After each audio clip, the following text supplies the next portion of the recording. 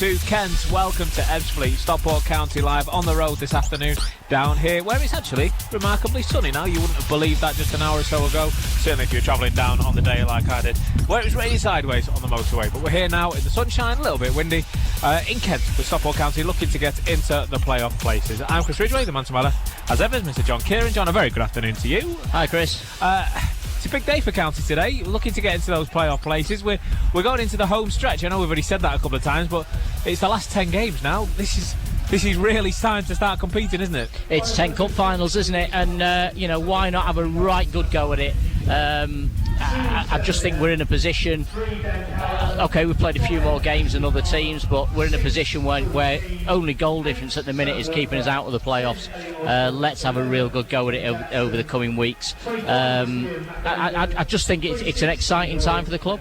Jim Gannon, we spoke to him during the week for the podcast. As ever, he was confident. He was, I think bullish is the wrong word, but he's confident that we can do what we need to do to at least get into those playoff places.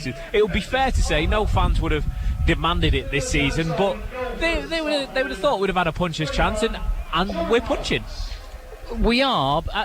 I think the thing that will disappoint Jim has been the form, obviously, since the turn of the year, in terms of the fact that, what have we done? Won 1 out of 11 since the turn of the year, and that's a depressing statistic.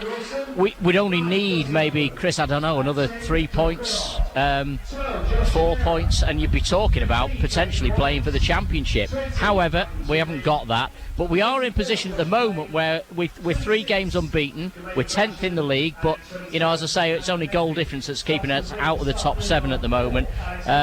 It's a genuine opportunity for this football club, and I think we probably need 5 wins out of the remaining 10 games to give us that opportunity to win a place in the top 7. But it's going to be tough today against a team that's fighting for their lives and has also shown improvement in form.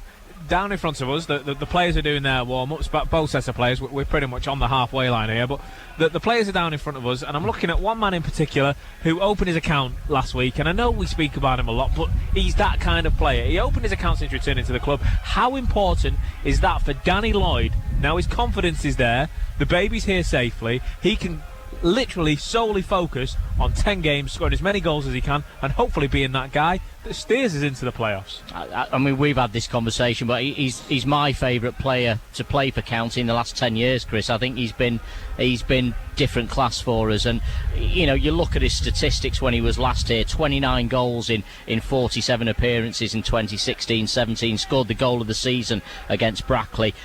But you're right, it's taken a little bit longer this time, and maybe that's because, with Ellie being pregnant, and maybe he's got a few things on his mind. I don't know, but I tell you what, he's made a difference, hasn't he?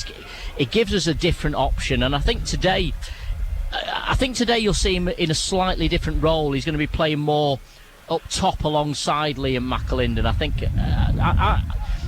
I don't know. I don't know if it's his best position, but that's where I think you're going to see him today. But you know what Danny Lloyd's like. He'll just float around. He'll play where he wants to play. He'll pick up the ball. And I was so pleased for him to get that goal last week. And look, I know he's a Salford player, but he's not. He's a county player, isn't he? And I hope in the summer the club does everything they can to try and retain him, to try and bring him back to Edgeley Park on a long deal.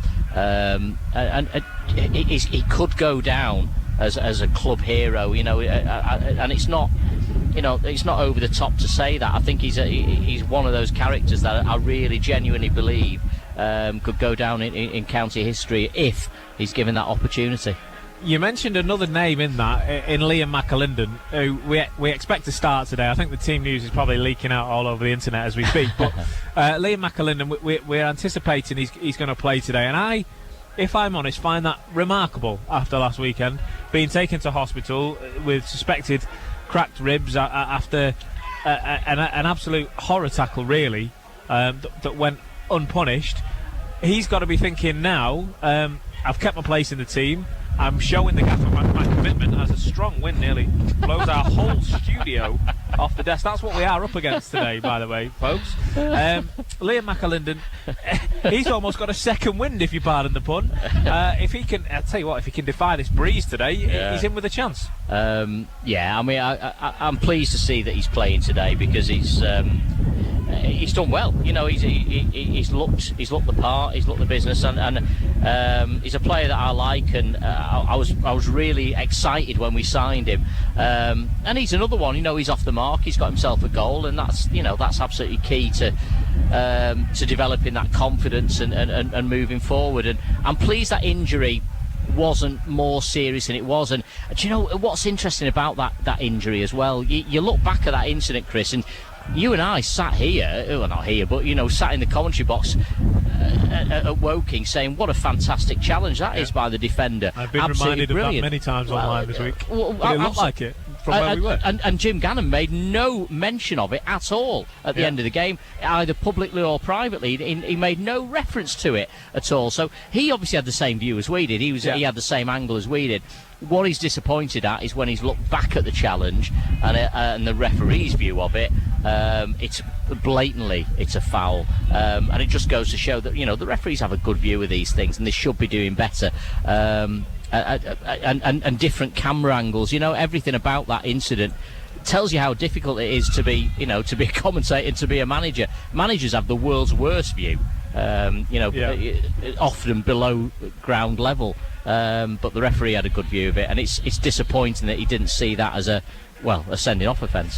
Let's have a look at today. Now, the Ebbsfleet players are down in front of us warming up. We're slightly in their half to paint the audible picture. We're slightly sitting in the Ebbsfleet half. And one of the players has just tried passing the ball to another one, and it's bobbling and bouncing. Look, it's bouncing all over the place. If we're going to be respectful, it's not the worst pitch I've ever seen, but is it not? It is by far. It's up there, isn't it? I mean, I played on Torkington Park after monsoon season, so but it's not much worse. It's not the worst.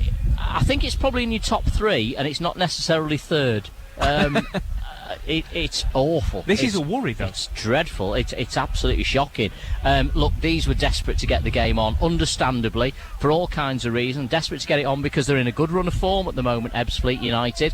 Battling for their lives at the foot of the table, but with a new manager at the helm, they have improved. They're a side that are on the up, and I think the new manager's made a difference. He's done really well for them, Kevin Watson. So congratulations to him, because I thought they were dead and buried under Gary Hill, but he's put them in a position where they might just get out of it. They're above Fylde, they're above Chorley, and they've got a chance now, especially with only 3 going down. It's an opportunity for them to escape the drop. So let's see what happens. But I think the pitch is probably something that they'll use in their favour. Having said that, if you look at their home record and their away record, both identical. They've won 4, drawn 6 and lost 8, home and away. It makes no difference where they are. No, I think it's going to be an interesting one.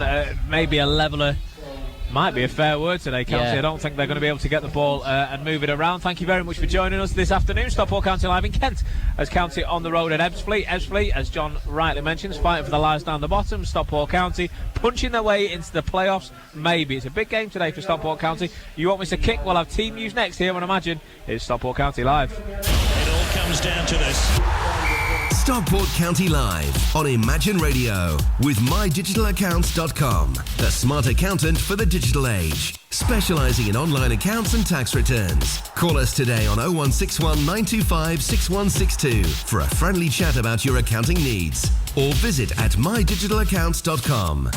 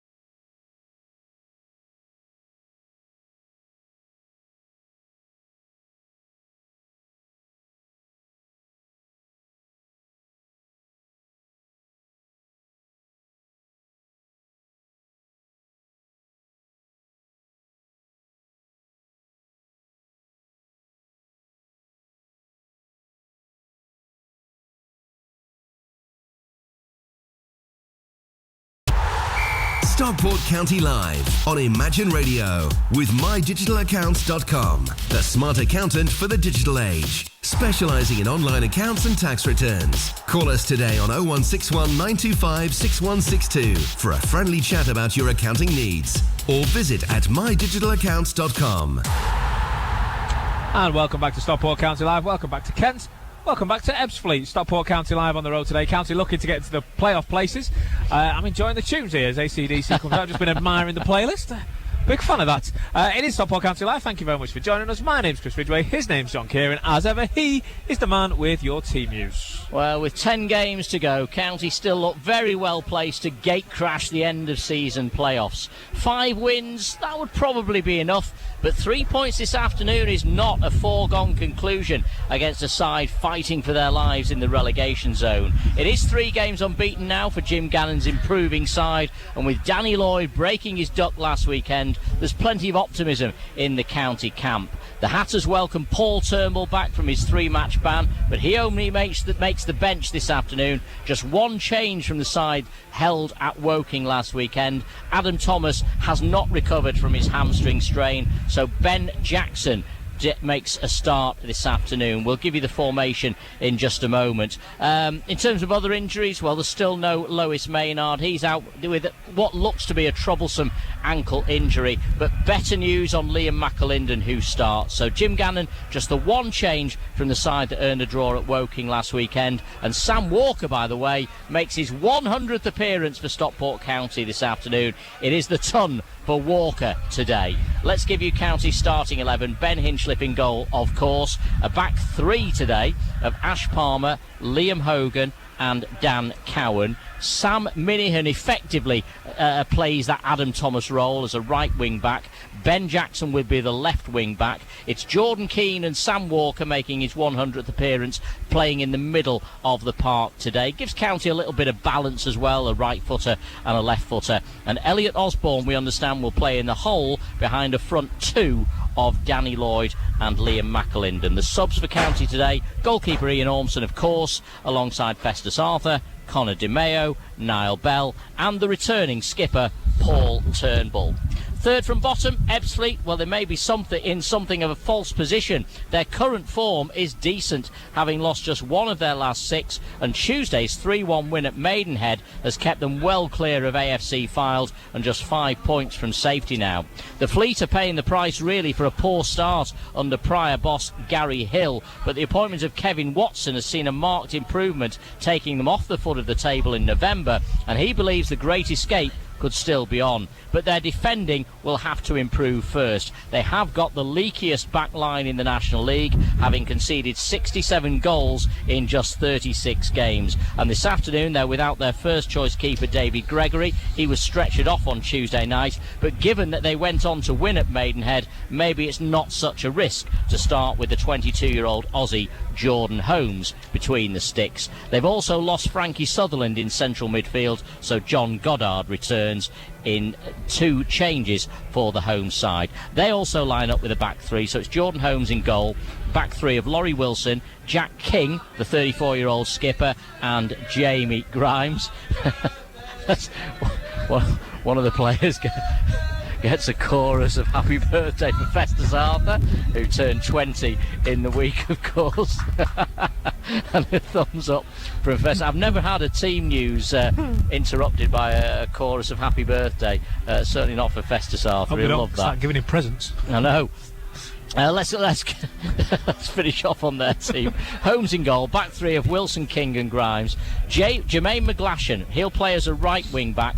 Adam Meckie as a left wing back. Michael Timlin and Josh Payne, very experienced holding midfielders, with John Goddard pushing on to support a front 2 this afternoon of Gozi Ugwu and Josh Umera. Gozi Ugwu, by the way, scored twice at Edgeley Park when Woking beat County in the FA back in 2016. He's a tall, powerful, mobile centre forward, and he's got 10 goals this season, boosted by 2 against Maidenhead in the week.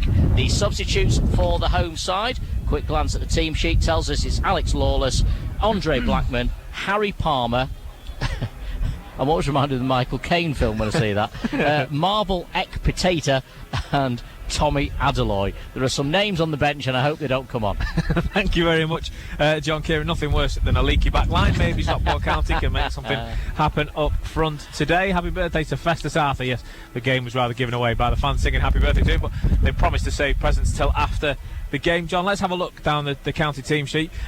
Every week on the podcast, as an avid listener you will know, Martin asks me who's the player of the week, and this week I'm going to tell you before a ball has even been kicked. The player of the week is Sam Walker, because 100 games for Stockport County, especially when you consider the start he had to his county career that was less than glamorous, shall we say, is a remarkable achievement. He's a credit to the club. I'll put it out on Twitter that I respect the player and the man. It's just fantastic what he's achieved. It is. It's interesting, isn't it? I think when you look at somebody like Sam Walker, he's probably one of those players, Chris, who's thinking, what does the future hold? Yeah. You know, there's Mark Stott has come in, he's made this massive investment in the club, and I'll tell you now, the bonus structure has changed massively as well for the players. They're now on much bigger bonuses to get promotion this season, quite rightly. I mean, yeah, you know, if you're investing in the club, why not do that? Sam Walker's probably one of those players at the age of 32, he's thinking to himself, am I part of the plans? But he's got this opportunity. The injury to Lois Maynard has done Sam Walker a big favour. I think if there's anything lacking from Sam's game this season, Chris, it's goals. He scored 10 last season. He's only got 1 in the National League in the current campaign, and for me that's a concern. He's not started as many games either, and I worry a little bit for Sam that he might be one of those players that come the summer is not part of the future plans. But I'm with you. I think he should be. I hope he is, even if it's just a 1-year deal, whether it's in the National League or League 2. I just think he's one of those players who never lets you down. No, I think you have him in the squad, you have him around the camp for that infectious attitude. I would not blame him one bit if he wanted to go and play more football. I think he's still got a couple of years left in him. What move could he get? He could get a great move. Exactly. But I mean, for me, Sam Walker, I don't want to sound like we're speaking about him as though he's left, because he hasn't left. Of course, he starts today for his 100th appearance. But for me, the Sam Walker legacies, you think back to that day in Nuneaton, and you think of the iconic shots, and there's that one picture of Sam Walker in the middle of a sea of county fans, and you just see him right in the middle, stand out with his luminous shirt on, just expressing what it means to play for Stockport County. And I think that's why he's won the heart of so many fans. Is he the most skillful, attractive football player you'll ever see? No. But is he the kind of the kind of player that you need in the dressing room? 100% he is. So yeah, it's going to be interesting to see what happens. I completely agree. But nonetheless, he's earned today. But Chris, you're right, and to flag that up, 100 appearances, and he was the Players' Player of the Year last season. For me, I probably shouldn't say this, but I will. It's probably the most important award of the year, and I know that's not the one that gets all the limelight on the the end of season awards. But for me, the Players' Player of the Year, that's the one I look out for, because that's the one where your teammates go, do you know what? Without him, we don't tick. Well, I mean, without him, whoever it is, Matty Wobbs and Danny Lloyd, whoever, they might not get all those goals, and the back four might not have kept as many clean sheets without him screening them. So yeah, absolutely. Let's look around the rest of the pitch. Adam Thomas drops out. Ben Jackson comes in.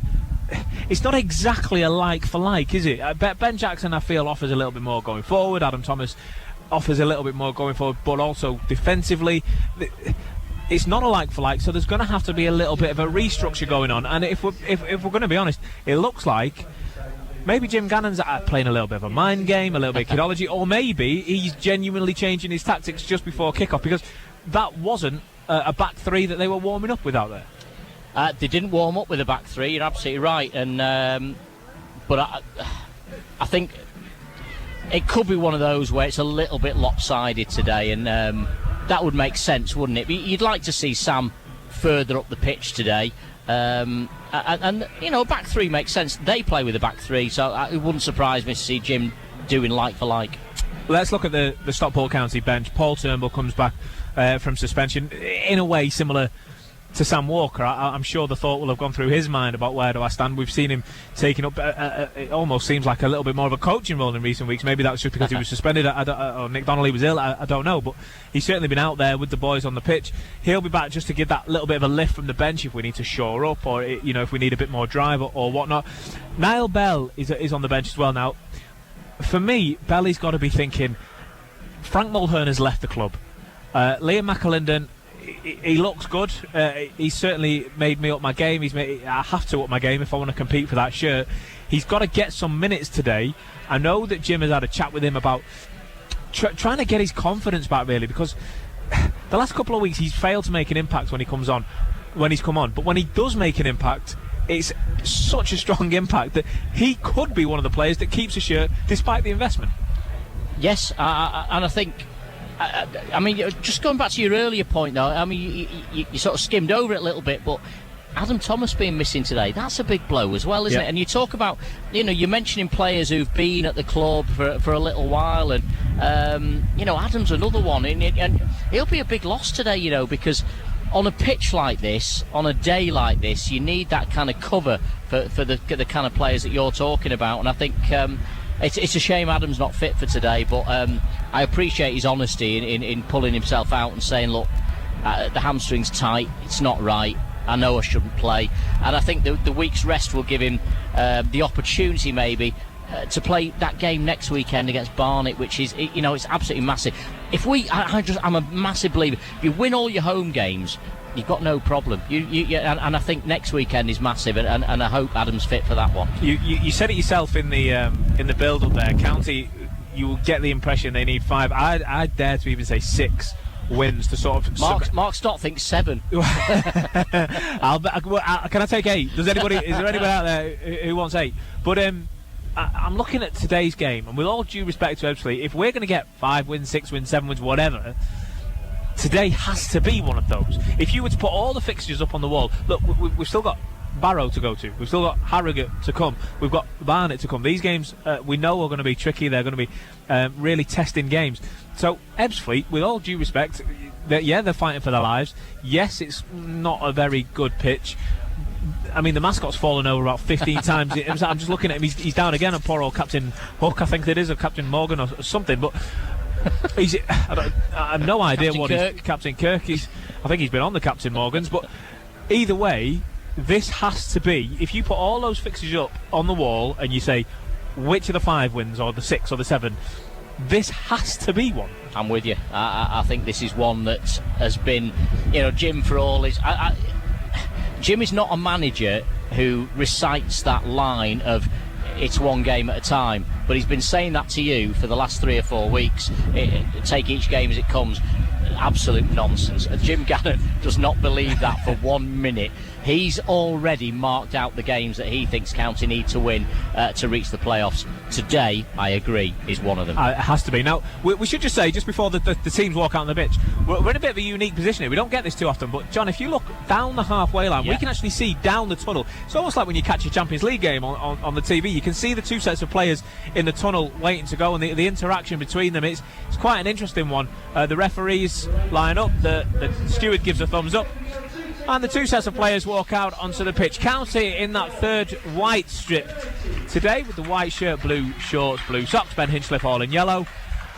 Opposites attract. Ebbsfleet, they walk out in their home kit, which is all red shirt, shorts and socks. The goalkeeper in green today. And John, I'm looking at the players lineup. Ebbsfleet are a bit of a bigger team. You get the impression today's going to be a bit of a physical game. So I'm looking at players like Ash Palmer, Jordan Keane, Liam Hogan. I'm looking at those players because if we're to win today, play your football, do what you've got to do.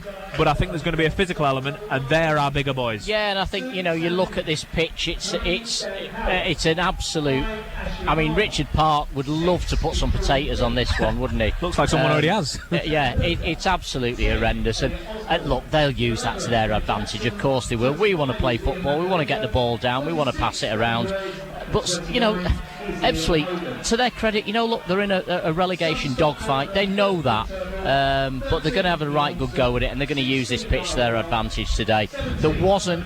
you made the point just privately as we were walking around the ground. You said, not a great deal of work going on, is there? And you're right, they've not done anything really. Bit of sand in either goal mouth, bit of sand in front of that tunnel that you talked about. One of the problems is, since I was last here, they built a massive new stand on the far side, but it stops the sun getting onto the pitch. Yeah. And on that far side from us, it's boggy. Yeah, squelchy. I'm just having a look at a couple of players down for Stockport County, in particular on this left-hand side, right in front of where we sit. County at the moment are lined up from right to left, so right down in front of us, Ben Jackson and Danny Lloyd. Now I'm just thinking, Ebbsfleet, the team that they are, the big units, down the bottom of the park, down the bottom of the table.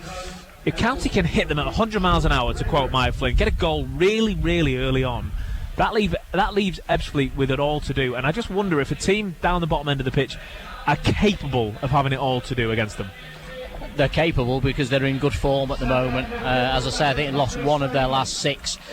Interestingly, by the way, Jim Gannon had his back 4 warming up before the game. He's playing with a back 3. Kidology of the absolute, supreme quality. Mind games. I've never seen anything like that. He warmed up. He got Dave Conlon to warm up a back 4, but he's starting with a back 3. Wonderful, absolutely wonderful. I can just see the confusion raining down over the Ebbsfleet bench, and the attackers thinking, huh? This wasn't what they were working on. Absolutely right. Kick-off underway exactly at 3 o'clock, and it's the home side in possession with Laurie Wilson, immediately closed down by the hard-working Danny Lloyd, who puts a challenge in and puts the ball out into touch for a throw-in on this near side. What's happening is the ball's gone missing after about 5 seconds of play, and eventually the ball has been collected by the groundsman, who's worked miracles to get the game on. There was a pitch inspection around 10:30 this morning, and I was already on the train, so feared the worst, but thank goodness it is game on here this afternoon. It is Ebbsfleet United against Stockport County. We're live across the World Wide Web, of course. If you're a subscriber to County Player, just visit us at stockportcounty.com, and of course on your official county station. This is Imagine in association with mydigitalaccounts.com. The ball cleared by skipper King deep into county territory. It's well held up by Josh Umera. Pinged forward now for Gozi Ugwu to chase. It's a good header away by Hogan, puts it out for a corner. I know Jim Gannon has been working really hard on Ebbsfleet United corners. If you can believe this, he had Dan Powell, our cameraman, in this week clipping some of their corners, because they do have a very specific corner routine. So that's the kind of work that Jim Gannon does. I was in the ground yesterday, and that's the kind of work that was going on. So let's see what happens with this corner kick. Sam Minihan is trying to move a player out of the way. It's headed clear by Ash Palmer. Not once, but in fact Sam Walker on his 100th appearance for the club helping it on. And the Hatters have it with McAlinden. Can't believe he's playing today, given that he was in hospital in London last weekend.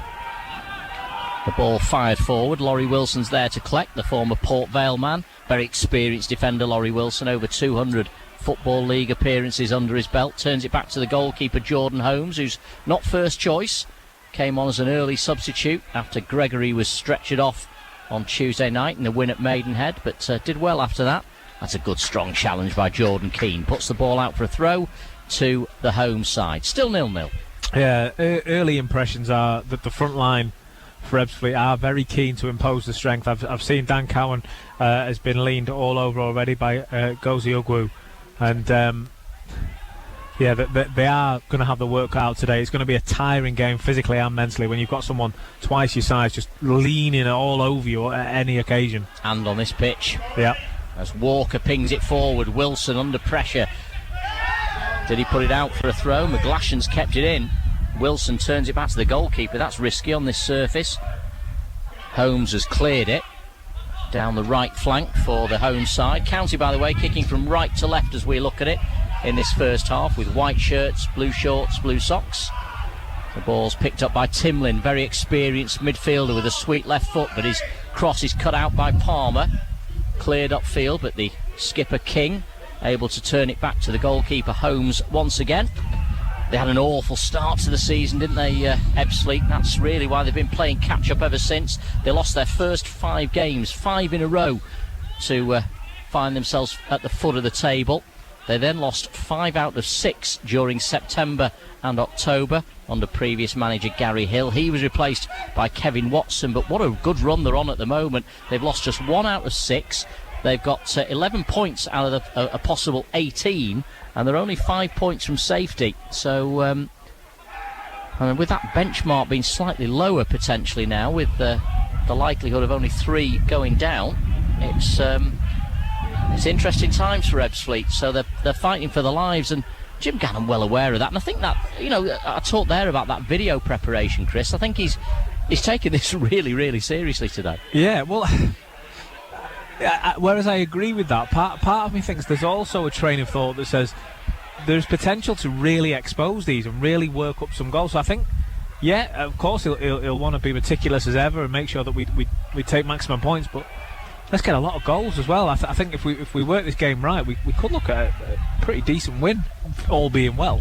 New manager Kevin Watson's added real experience to his squad in recent weeks, bringing in the likes of Jermaine McGlashan, a very well-known player from Football League days. He's also got Michael Timlin in, the former Fulham, Swindon and Southend man, played under Paul Simpson actually at Swindon, left-footed midfielder, signed from Stevenage just last month. He's just feeling his groin at the moment though, over on that far side. It is a throw-in to the home team. Do you know what's interesting already? Ebbsfleet, they've had it work both for them and against them already, this pitch. They're able to hoof it down the line and pretty confident it's not going to roll out of play because of the bobbliness and the stickiness, if you like, of the pitch. But then they try to sort of ease the ball out of play up the other end a moment ago, and Elliot Osborne was able to just have a bit more confidence in running at it because it wasn't going to go out. And I think that we might see that affect the game a little bit more later on. County on the ball. That's a clever pass by McAlinden down the line. It's won a throw in for the Hatters. And look at this free roll that Danny Lloyd's got. He's now on the right wing, winning that throw in. He's although Liam McAlinden is the central striker, Danny Lloyd has clearly got licence to roam anywhere really, around and about. Here he is on that right flank. And he's got the cross in as well. It's deflected behind, and County have got the first corner of the day. Same thing happened there. Ash Palmer's put the ball forward. Usually a big centre half such as Josh Payne at the back there would have been able to just see that out. Because it's bounced up and awkwardly, it's given Danny Lloyd that extra half a second that he needs to catch up to the ball, and now we've won a corner from it. If County can score from this, then the pitch has worked in their favour within the first 6 minutes. 6 minutes gone, still 0-0 here on Imagine in association with mydigitalaccounts.com. It's Sam Walker to take the corner, beautifully delivered, missed by Jordan Keane unfortunately. That looked an opportunity for Keane, but he didn't quite connect with the ball, and the counter-attack could be on for the home side as they streak forward down the left flank. This is a great powerful run by Jermaine McGlashan. The ball into the County penalty area, the Hatters with some defending to do. A little hesitant there from Ben Hinchliffe, and it's actually Danny Lloyd, would you believe, who was on the right wing a moment ago, clearing the ball at left back to get it away for County. Here's Wilson though for the home side to deliver it into the box, this time much more decisive from Ben Hinchliffe, who comes and claims, and it stays 0-0. What an engine on Danny Lloyd and Elliot Osborne, who both covered incredible ground there to get back in time and make sure that threat came to nothing. That's a hallmark, if you like, of Jim Gannon teams, is having players who can do both, who can be a threat up the top, but also be handy and useful in their own final third, and both of them have done a really good job there. Absolutely right. That was terrific work by Lloyd, tracking back. It remains 0-0. You can probably hear on our microphones how strong the wind is gusting around. It's predominantly behind County's backs at the moment, but it's liable to change at any point. And one of the issues we've got is the sun in our eyes, would you believe, though, as it dips low above the stand on the far side here at Ebbsfleet United. Ebbsfleet, who won the National League South playoffs in 2017. They finished 8th last season, 7 points off the playoffs. They finished 6th the season before. County on the front foot. Here's Ben Jackson. He might go for goal here, you know, and he did. Try to find the top corner, but it was a comfortable save for Jordan Holmes. Yeah, very quick breakout there. And it's Ebbsfleet, actually, with their own downfall there. A very poor throw-in from County. It looked, for all intensive purposes, like Josh Umeira was going to win the ball back for Ebbsfleet, and he just passed it straight forward for a County player, Sam Walker, who was able to find Ben Jackson, who was able to get his shot away. If that had gone in, really, they've shot themselves in the foot a little bit there, and that's the kind of mentality, I think, John, that County need to capitalise on. They're going to make mistakes, they're going to make errors, because they need the points. County would like the points to be involved in the playoff run, but Ebbsfleet need the points, and because of that, they make mistakes. Ebbsfleet, of course, famous for being owned by fans on the internet some time ago, but they do have new owners from Kuwait, of all places. The chairman is Dr. Abdullah Al-Humaidi.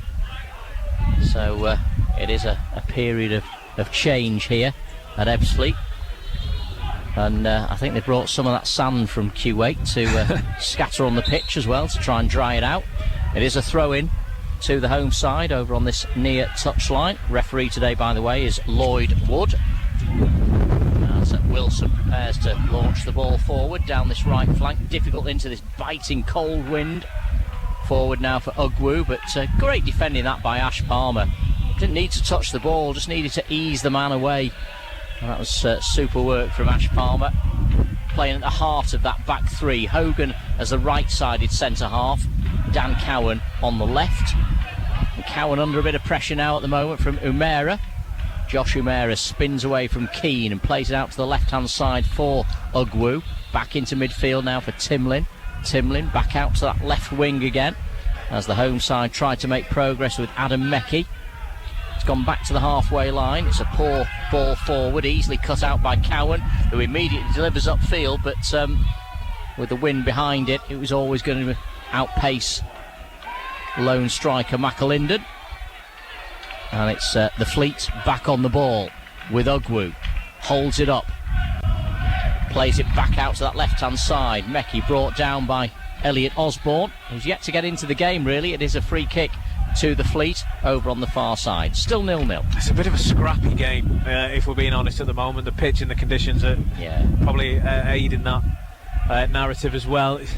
No one's really been able to get the ball down. County, it looks like they're looking to kind of soak up a bit of pressure and hit on the break. Ebbsfleet happy to apply that pressure, knowing they've got the physical presence on County. So both teams kind of setting out the stall early, but as mentioned, pitch and conditions aren't really allowing the game to flow in that manner. The ball cleared by Hinchliffe very early, but Wilson's there to meet it. That's a very important clearance by the defender. Yeah, he had to get that right, didn't he? One of those where if he doesn't, if he misjudges it or the wind carries it or whatever, Danny Lloyd's on his own. Tough conditions, 11 minutes gone.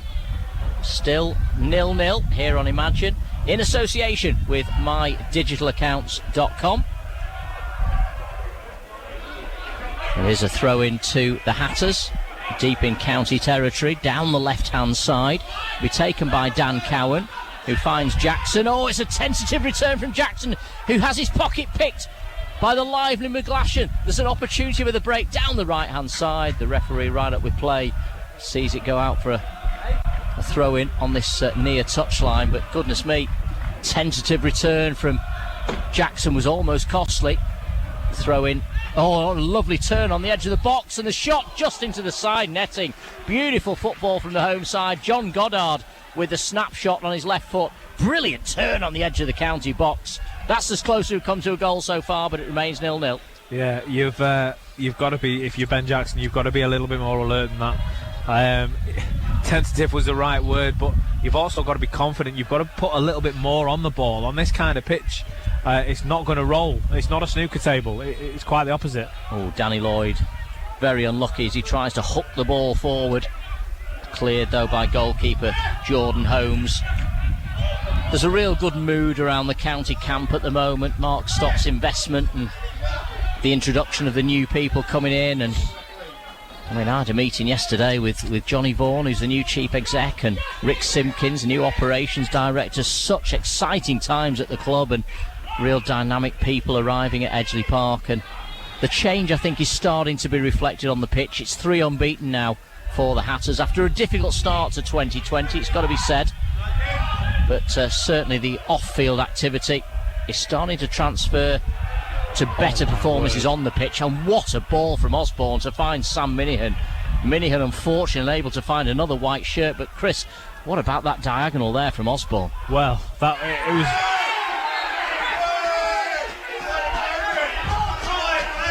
Free kick, by the way, to the home side, halfway line. Yeah, a little bit unfair, actually. I know it might not seem like that, given the Ebbsfleet reaction around us, but Dan Cowan has been leaned all over considerably the first kind of 10 or 15 minutes of this game. The fact that he has eased his man onto the floor is probably a result of that. But yeah, I think it was almost the good, the bad and the ugly there. Jordan Keane really got away with a bit of a deflection that somehow found its way to Osborne. Osborne with a sublime ball to Minihan, who couldn't quite get the move going. Long diagonal this time from Ebbsfleet, but it's a massively overhit free kick from Wilson, which allows County's Sam Walker, the Centurion today, to retrieve it. Flicked on then by Liam McAlinden, but Lloyd couldn't get there. It's come back into the County half. That's great improvisation from Dan Cowan, who was falling over when he played it back to Ben Hinchliffe, who immediately fires it back upfield. County kicking from right to left as we look at it. The header from King was a little nervous, but again McGlashan's kept it in play. Wilson fires it forward. Ugwu will chase along with O'Meara.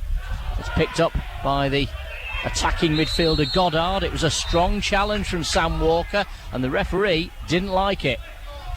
Well, I don't think Sam Walker's done anything wrong there. The referee is trying to make a point of calling him over, telling him he wants to have a word with him. I don't think it's going to be a booking. Sam's got every right to go for that ball. I think the referee's just wants to make a little bit of a show for himself there. I don't think there's anything wrong with that. McGlashan did well actually to keep it in play. The winger signed from Swindon back in January. He had a previous loan with Chesterfield this season. He's a good player, Jermaine McGlashan. Hard-working winger, a bit in the Adam Thomas mould, if you like. It is a free kick though to the home side. It's Goddard standing over it, so too far out for the shot, but he'll try and float this in and ask one or two questions of County's defence. Goodness me, it's a high ball. There's a push there, clearly by the skipper King. It comes out to the edge of the box for the free kick taker to fire it forwards, and here's a chance for Ugwu. What a block that is, inside the box by Ash Palmer. It will be a corner to the home side. This is brute force for Ebbsfleet. You can see why they're winning games. They're a very, very powerful team. They're not dirty with it. They are just strong. They lean all over, but it's working so far. What County are looking to do is hit on the break, and whereas they are trying that from time to time, they've got to show immense defensive capability, and Ash Palmer's done just that. Corner to the home side, their first of the day. 16 minutes gone on Imagine, in association with mydigitalaccounts.com. It's the home side with an opportunity from their first dead ball of the day. Oh, great delivery, but it's punched away by Ben Hinchliffe to the edge of the box, and there's Sam Minihan to clear up towards McAlinden, but it's the home side who win it back almost immediately through Timlin. County have it again though with Cowan, who plays it out to the left wing, more in hope than expectation. It's too far ahead of Danny Lloyd, who protests, "I want it to feet." Something like that anyway. Something along those lines, Chris, wasn't there? There was other words in the sentence, but Danny Lloyd wanted it to feet. Yeah, it's not the first time he's reported back to his backline today, Danny Lloyd, but it does go to show that County definitely looking to hit on the break, and it is Danny Lloyd that's key to that. Every single time County get the ball, it's a long ball up the top. They know that the pitch is rarely going to run out of pitch, if you like, with it being this bobbly, so Danny Lloyd's able to chase everything down. Well, we've mentioned the pitch and the weather, but I've got to be honest, I'm getting a bit of a suntan on my little ball bonce at the moment, so quite happy sitting here in the sunshine at Ebbsfleet, although it is a bitterly cold afternoon. The wind is pretty strong as well, but the sun's shining brightly. Yeah, it's a bit strange. It's weird, yeah. A bit of a weird sensation. My face is quite warm, but my body's absolutely freezing. I'm not sure I've had this before. 17 minutes gone, 0-0 here at what's now called the Cufflink Stadium, but we'll call it Stonebridge Road, which was what it was called in the 1890s when it first opened. Famous for its open toilets as well. There's no roof above the toilets. It's proper old school here at Ebbsfleet. There's a couple of players built like outhouses out there as well. They're big fellas, aren't they? Yeah, they are. And I think Kevin Watson, I mean, he was a good player, 45 now, but he played for Tottenham, played for Rotherham, Colchester as well as a midfield player. He was a good player in his day. And down the years, or recent years, it's been difficult to separate these two sides. It's a very even record. 5 previous meetings. County have won 1, Ebbsfleet have won 1. The other 3 have been drawn.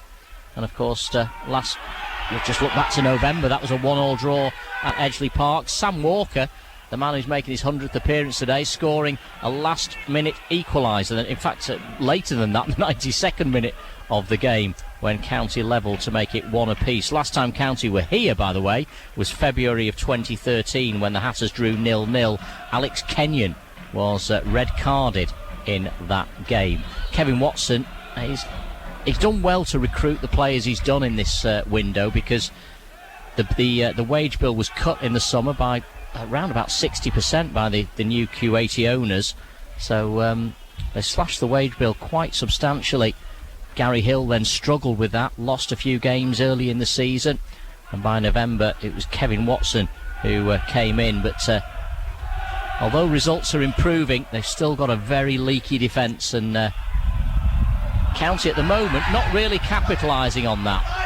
The home side appealing for a free kick. It's not given. McAlinden's missed the ball as it runs through to Laurie Wilson. He'll turn it back to his goalkeeper, Jordan Holmes, a 6'3" stopper. Fires it upfield into County territory. Headed away by Keane. Collected by McGlashan. It's a loose ball by McGlashan. He's a little lucky to get away with that. It's fired forward by King. Up towards Ugwu. Great flick onto O'Meara. Lovely touch. Back to Goddard. Goddard, it's opened up for Goddard. 25 yards from goal. Tries to clip it into the box. It was an ambitious attempt from him. And the Hatters have it back. Here's McAlinden now, looking at the options. Minihan making up good ground on that right-hand side. He receives the ball now, just inside the opposition half. Best passage of play, really, for the Hatters. They've enjoyed a few passes in this sequence. Here's Cowan surging forward from the back line, finding Lloyd on the left flank. Lloyd taking on Wilson, attacking the dead ball line. It's Danny Lloyd twisting and turning, trying to find a bit of space, plays it off the defender. It's headed away by Wilson in the end to McGlashan, and McGlashan able to clear his lines. Charged down though by Cowan, comes back to Lloyd. Here's a chance for Jackson to drill it into the box, headed away by King. The home defence creaking a little bit, but they've managed to stay firm. Here's O'Meara now for the home side. McGlashan takes it on this right touchline, under pressure from Jackson, fires it forward. Brave header by Dan Cowan to win it back for the Hatters. The game's really open in the last couple of minutes, very, very lively. Danny Lloyd appealing for a foul, it's not given. Timlin sweeping it out to Ugwu on that left hand side. It's a brilliant ball from Timlin, a little bit like the ball earlier from Elliot Osborne. The home side in possession on that left touchline. It's opened up for Ugwu, who's brought down by Hogan. Free kick to the home side. What a passage of play that was, Chris. End to end for a couple of minutes. It's ended up in a free kick though to Ebbsfleet United. Both sides showing real quality on the ball there, being able to move it around, sticking to the tasks, closing things down as quickly as they can, and we're beginning to see a couple of real battles open up on the park there. Of course, the notable one for Stockport County is Danny Lloyd in front of us. He's really asking questions of his defence when he gets the ball, but he's also asking questions of his own players, because he wants the ball, well, as we've already heard, he wants it to his feet, he wants it in front of him, he just wants something to work with, and I think he's getting a little bit, I think he wants more. They'll go for goal here, 4 in the county wall. Well, I thought they would, but they've tried to clip it in. It was a mistake, that easily headed away by Sam Walker, of all people. Well, that was an opportunity for Ebbsfleet to go for goal. They've not yet tested Ben Hinchliffe in the county net, other than a couple of crosses, but that was a wasted opportunity. Here's McGlashan though, brought down by McAlinden, by Osborne rather, just inside his own half. It is a free kick to Ebbsfleet United. 0-0 here on Imagine, in association with mydigitalaccounts.com. We are midway through the first half. One thing I will say is these Ebbsfleet players, they seem quite keen to go down at any given opportunity. I mean, you do see that with big teams. They want to get a lot of set pieces because they can work that the high ball, if you like. They know that they're going to win more aerial battles than they lose, but I mean, you'd have thought the rest were going to get a little wiser to it, because they're coming down fairly regularly now. Great header from Ugwu, looking for O'Meara, but good defending by Ash Palmer, spotted the danger, just shepherds that one into touch. Be very interesting to see what happens with Ash Palmer next season. We talked earlier about Sam Walker and whether he would be part of the plans. Ash Palmer, of course, for very different reasons, because he's got a full-time job, not just a job, Chris, a career. Yeah. It's a big decision for somebody like Ash Palmer at the age of 27, 28 to make that transition. Be very interesting to see what happens with people like him, but you've got to say, under Mark Stott, why would you not want to be part of it? And here's Danny Lloyd down the left hand side. Wouldn't it be great to see him be part of it for County next season? As he clips the ball in towards the near post, it's headed behind by the defender King. Has it gone for a corner? Referee thinks in-house. County with their second corner of the day. Jordan Keane's... No, it's a throw-in. It's actually a throw-in. It's quickly taken. Hooked in now by Lloyd, easily cleared by the defender. Oh, confusion in the Ebbsfleet defence there. They let it bounce in the penalty area. They're all looking at each other. That's the sign. That's where that leaky back line comes from, if you like. The fact that they all look at one another and there's nobody really taking ownership there. I think, just going back to your earlier point about the pitch, I think that's the one thing, Chris, at the moment that's dominating. I think it's spoiling the game. County are finding it difficult to get in behind. Here's Ben Jackson trying to do exactly that. He's picked out Lloyd in the box, who cuts it back just behind Sam Minihan, but it's kept alive by Keane on the opposite flank. His cross is too easy for Laurie Wilson to head clear. Sam Walker, though, wins it in the air again. Here's Minihan to strike from distance. It was on target, but a comfortable save for the goalkeeper, Jordan Holmes. 24 minutes gone, it remains 0-0. Yeah, he'll just take his time as well with this, Jordan Holmes. He'll let the defence clear out. It's good for him as a backup keeper, if you like. He's not the first choice usually. When the shots come in like that, they do wonders for his confidence, because he just gets a few more touches of the ball. He gets a little bit more comfortable looking out and being able to pick his distribution. It's good for him and bad for County, really. The goalkeeper, by the way, signed from Bournemouth's under-23s in the summer. He had a loan spell with St Mirren last season. He's an Australian under-23 international. Also played baseball while he was in Australia. But I've got to say, I've been quite impressed with the 22-year-old so far. He's had a couple of long-range efforts to field, and he's managed to do that so far pretty well, and he's cut out a couple of crosses as well. Here's Hogan playing it down the right hand side for the Hatters. The header from Keane, the collect from Osborne, back to Keane, who volleys it forward. Oh, it's a dreadful clearance by the left-sided Jamie Grimes, the former Macclesfield man. He actually left the Siltman in the summer, having not been paid for a few months, but he's got a good pedigree, having played for Leicester and Swansea as a youngster, but that was a terrible clearance, but he's managed to get away with it. Here's Ugwu again, turns it back into midfield for Josh Payne, on loan from Crawley. Ugwu looking for McGlashan again. County win it back through Danny Lloyd of all people, but halfway line is King to play it forward. Finding big Ugwu again. Here's McGlashan coming in off the right touchline. Payne takes over, tries to dink it behind Ben Jackson, and he's pulled it off. McGlashan's cross is blocked by Dan Cowan, but that was all a little bit too easy. Corner to the home side. Yeah, Dan Cowan's just had a word with Ben Jackson. He switched off too easily then, and that is, if I'm honest, a worry for me. Ben Jackson, I like him as a player going forward. He's electrically quick. He's a presence when it comes to getting crosses and shots off, but defensively minded, he doesn't have it for me, and he's been caught napping there. Corner to the home side. It'll be John Goddard to take this one. The man signed from Aldershot in the summer, England C international. That's a very good header away by Jordan Keane. That looked to be a foul on Elliot Osborne, but the referee shakes his head. The home side pick it up on the halfway line. Laurie Wilson fires it forward, much too long. The wind just dropped from his point of view at the wrong moment, and it drifts out for a throw-in on the far side. I've talked a lot about Mark Stott today, but must mention the likes of Chris Bramall and Richard Park, of course, who helped the previous board to put the club into the position where it was a sellable asset, and they can take great pride in the work they've done alongside the likes of Gary Burton, Malcolm Cook, Steve Bellis, all the work that was done behind the scenes by people like Simon Bellamy. to put the club into a saleable position. And under Mark Stott, you can only see it going onwards and upwards now. County on the ball. Ben Jackson left side. Tries to play it round one side of McGlashan and run round the other. Ambitious attempt, and it didn't come off. McGlashan steals. Wilson clears. Looking again for the right-sided Umera. County win it back, though, through Keane, who's having a busy afternoon so far, Chris. County probably on the back foot more than they would have liked in this first half an hour. Yeah, I agree with that, and I think Jordan Keane, the reason he's having such a busy afternoon is him and Sam Walker are both trying to screen a little bit more than they would like on this left-hand side. Dan Cowan and Ben Jackson, I mean, they're not having a good afternoon out there, specifically Ben, who's... he's trying, he's really trying, but again, he's just missed his kick and it's just spun off the inside Sliced of his, it, and gone out of play. And you know, Danny Lloyd's not that defensive player, but even he's putting in defensive contributions today, because Ebbsfleet, I think they've spotted a little bit of a chink in the armour down this left hand side. County without Adam Thomas today, which has been a blow. Here's the home side pushing forward. What an important touch again from that man Keane. Yeah. Defensively, he's doing a sterling job. So, it's a terrible challenge in the middle of the park on Sam Walker, who stayed down.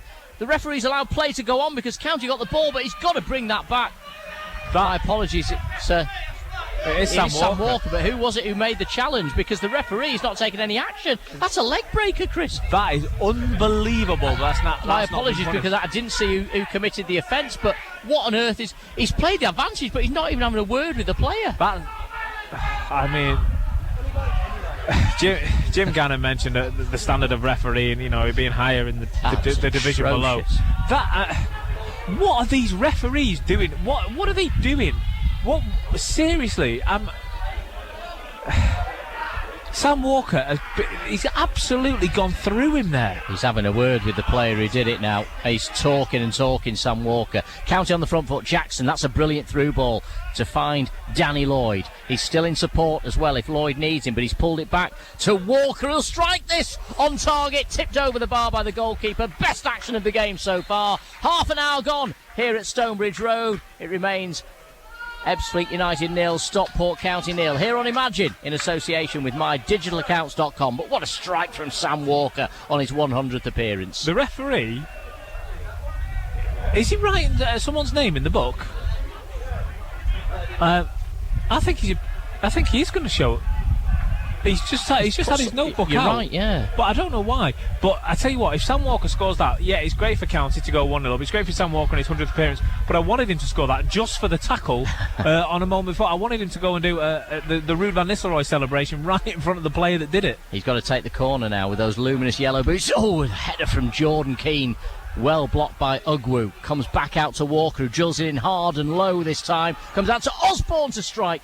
Blocked by Wilson just around the penalty spot. Cleared up to halfway by the home side to Josh Umera. Taking on Minihan. He's got the better of the County defender. It's Umera now bursting forward down the left-hand side. He's gone for goal. An ambitious attempt from distance. That's a terrible shot from Umera. What's he thinking? The ball ricochets out to the left side, though, for Timlin. Timlin, very experienced midfielder, finds Umera again, who completely misses his kick this time. That was a nightmare couple of minutes for Umera. County able to clear back into the Ebbsfleet half. It stays 0-0.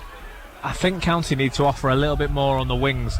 Jordan Keane, Sam Walker, Liam Hogan and Ash Palmer are really doing immense work, but we're not seeing enough of Danny Lloyd. We're not seeing enough of Sam Minihan.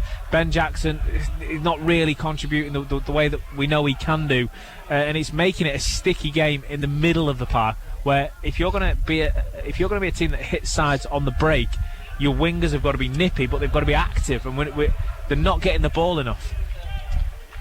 Well, Jim Gannon has kept great faith in the team that came up from the National League North. I think 16 of the squad that earned that championship, County's first title in 52 years, have been retained by Jim Gannon. He's supplemented it with loans and short-term contracts, but the core of that team is still here, but with the likes of Jackson, McAlinden, Lloyd and Hogan, you'd hope County would have been able to make more inroads than they have this afternoon. 3 attempts on target, but as yet, no joy. The home side, by the way, 2 attempts, but both off target. Free kick to the Hatters on the edge of the county penalty area. Ben Hinchliffe to take this one, and I'll echo what I said about Ash Palmer. He's another one. What does the future hold for Ben Hinchliffe? I suppose much of it will depend on which division County are in. So for some of these players, it'll be a case of wait and see. Terrible clearance from Hinchliffe this time. Danny Lloyd rubs his head in frustration as the ball actually lands on the roof of the stand above us. You can see now, and as much as we were saying before about Danny Lloyd, when his confidence is high, he's unplayable, he's great. At the moment, we're seeing a frustrated Danny out there. You can see every time the ball doesn't, it's intended for him, but doesn't come anywhere near him. The arms go out. What's going on, guys? In a different phrase is coming out, and that can't be good for a player such as Danny. It's Adam Meckie for the home side, playing the ball into the middle. Sam Walker wins the foul. Well, it's ironic, that didn't even look like a free kick. The previous one looked like an assassination, but anyway, he's got the decision. Quickly taken, too high for Danny Lloyd. It's easy for King to clear. McGlashan, great feet from Jermaine McGlashan. He's been a good player throughout his career, and he still looks a good player today. Jackson trying to hook it round McGlashan, but he's full of energy, full of running down this near side. The winger signed on a free from Swindon last month.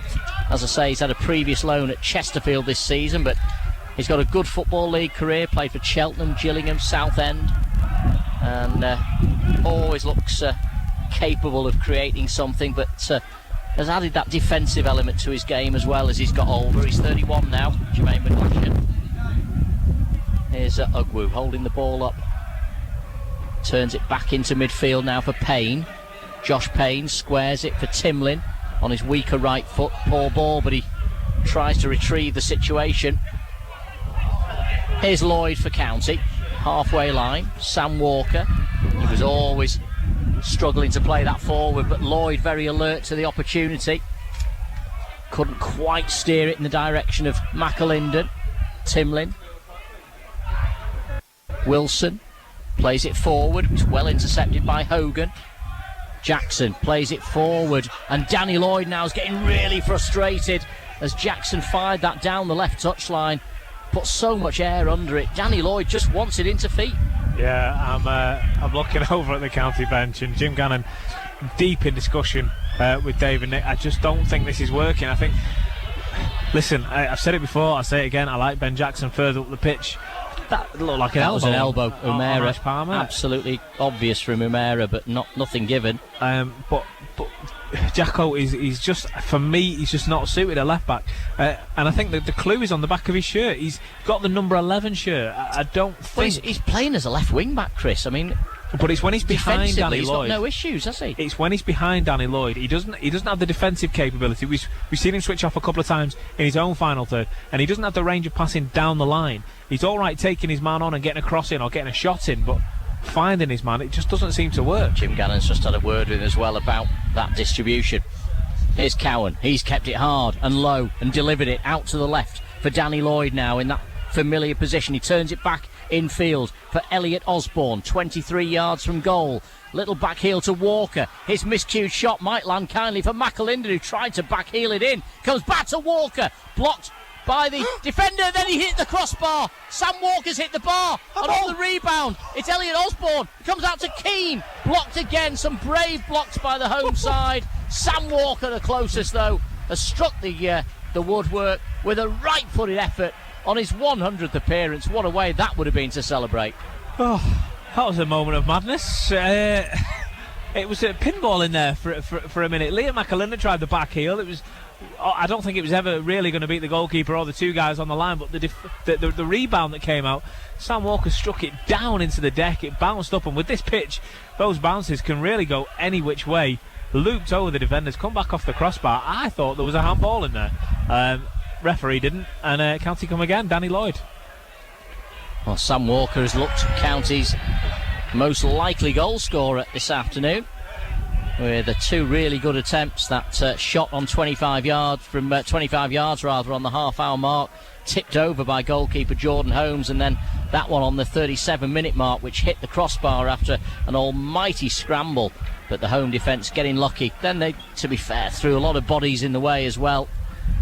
And you can see Ebbsfleet, they're fighting for their lives, and it tells, doesn't it, the way they're defending? Yeah, well, the way they're playing all the way up the pitch, even in the attacking third, they're playing like they've got defenders up front, if that makes sense. They're all big lads, and they're just smothering and moving the ball around, which is what you'd expect from a back line before releasing. And they'll take every game 1-0 if that's what it takes to stay up, and it looks like that's what they're playing for. What a ball from Sam Walker out to the left-hand side for McAlinden. McAlinden's cross towards the near post. Lloyd goes down in a heap, no appeal for a penalty.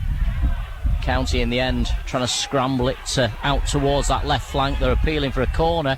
Referee says no dice. It's a goal kick to the home side. We've got 7 minutes to go to the break here on Imagine in association with mydigitalaccounts.com. County, you feel, Chris, starting to get a little bit of a foothold in the game. The first half of the first half, I think you'd probably have to say was more Ebbsfleet, despite County having that effort from Ben Jackson.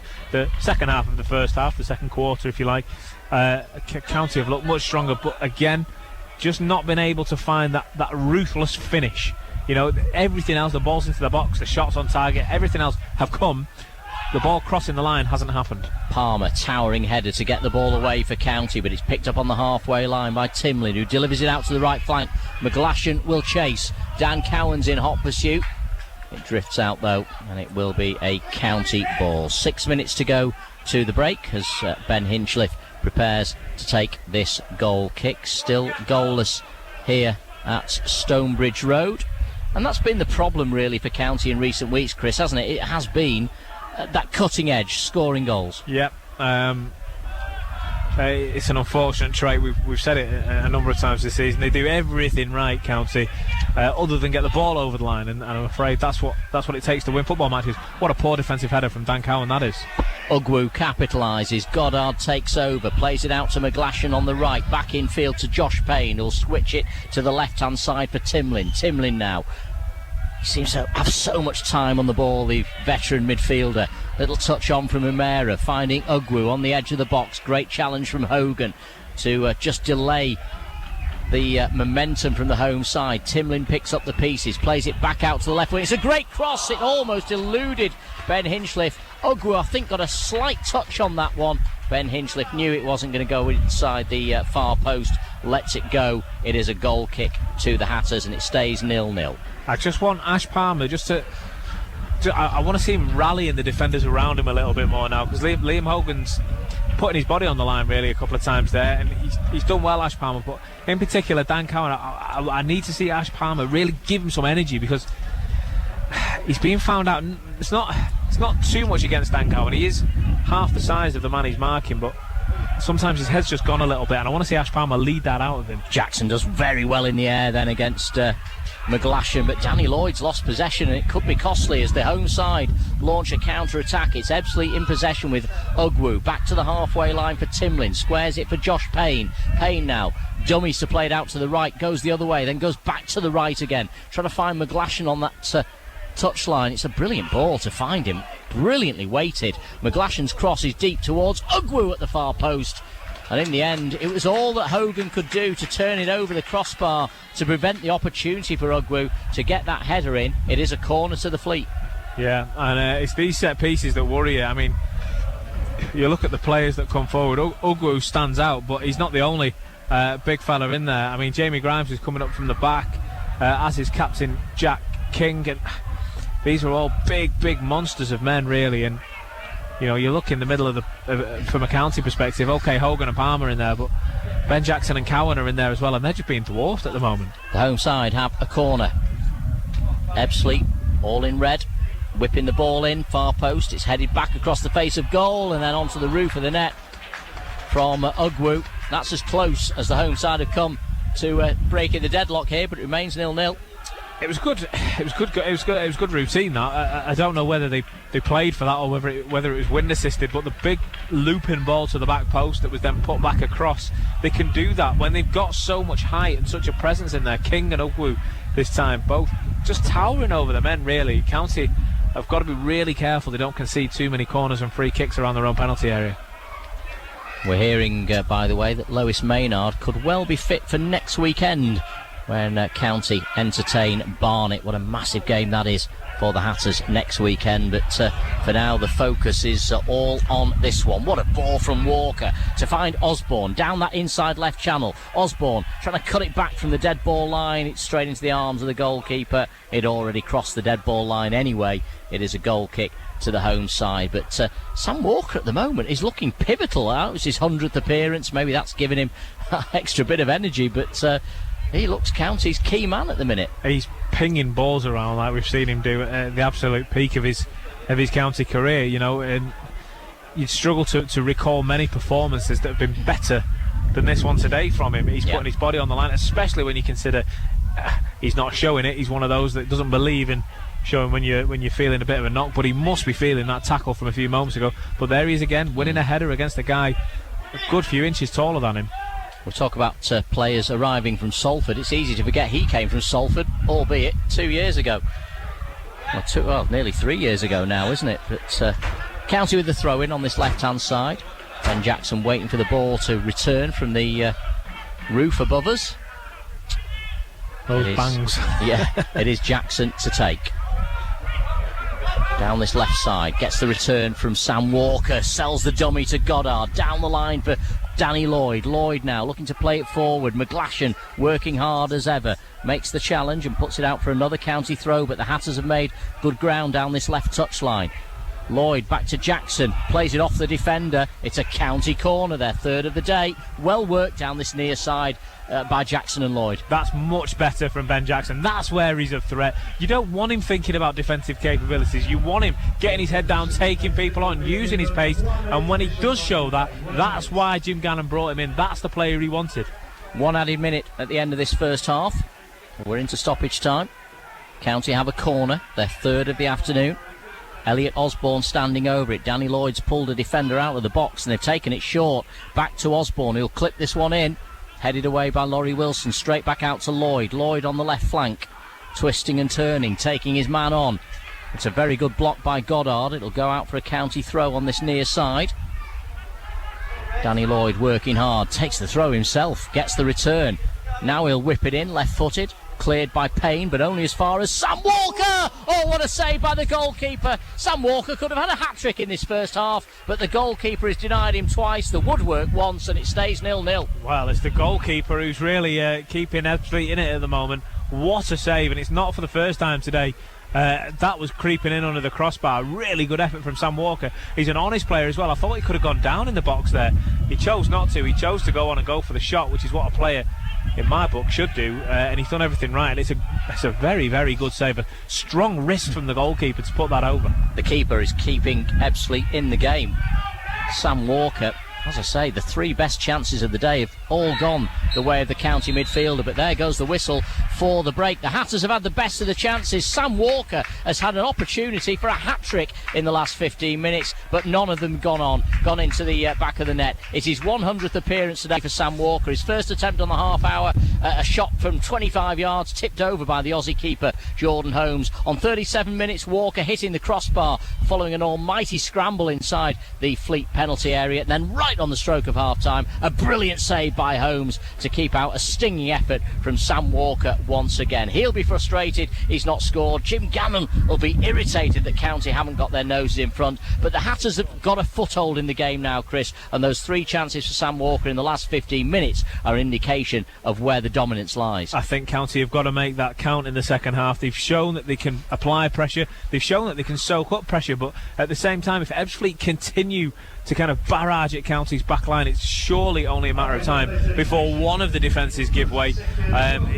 Listen, John, it might be one of those games where there's one goal in it. Absolutely. Sam Walker's been the key man in this first half. He's been denied twice by the goalkeeper, once by the woodwork, but at half-time here at Stonebridge Road, it is the Fleet 0, Stockport County 0. It all comes down to this. Stockport County Live on Imagine Radio with mydigitalaccounts.com, the smart accountant for the digital age, specialising in online accounts and tax returns. Call us today on 0161 925 6162 for a friendly chat about your accounting needs, or visit at mydigitalaccounts.com.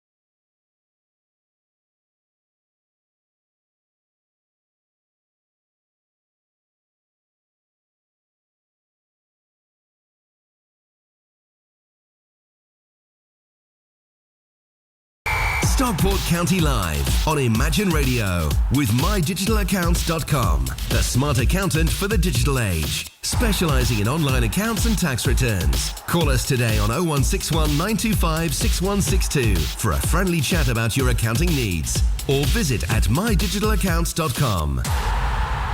UK tribute festivals and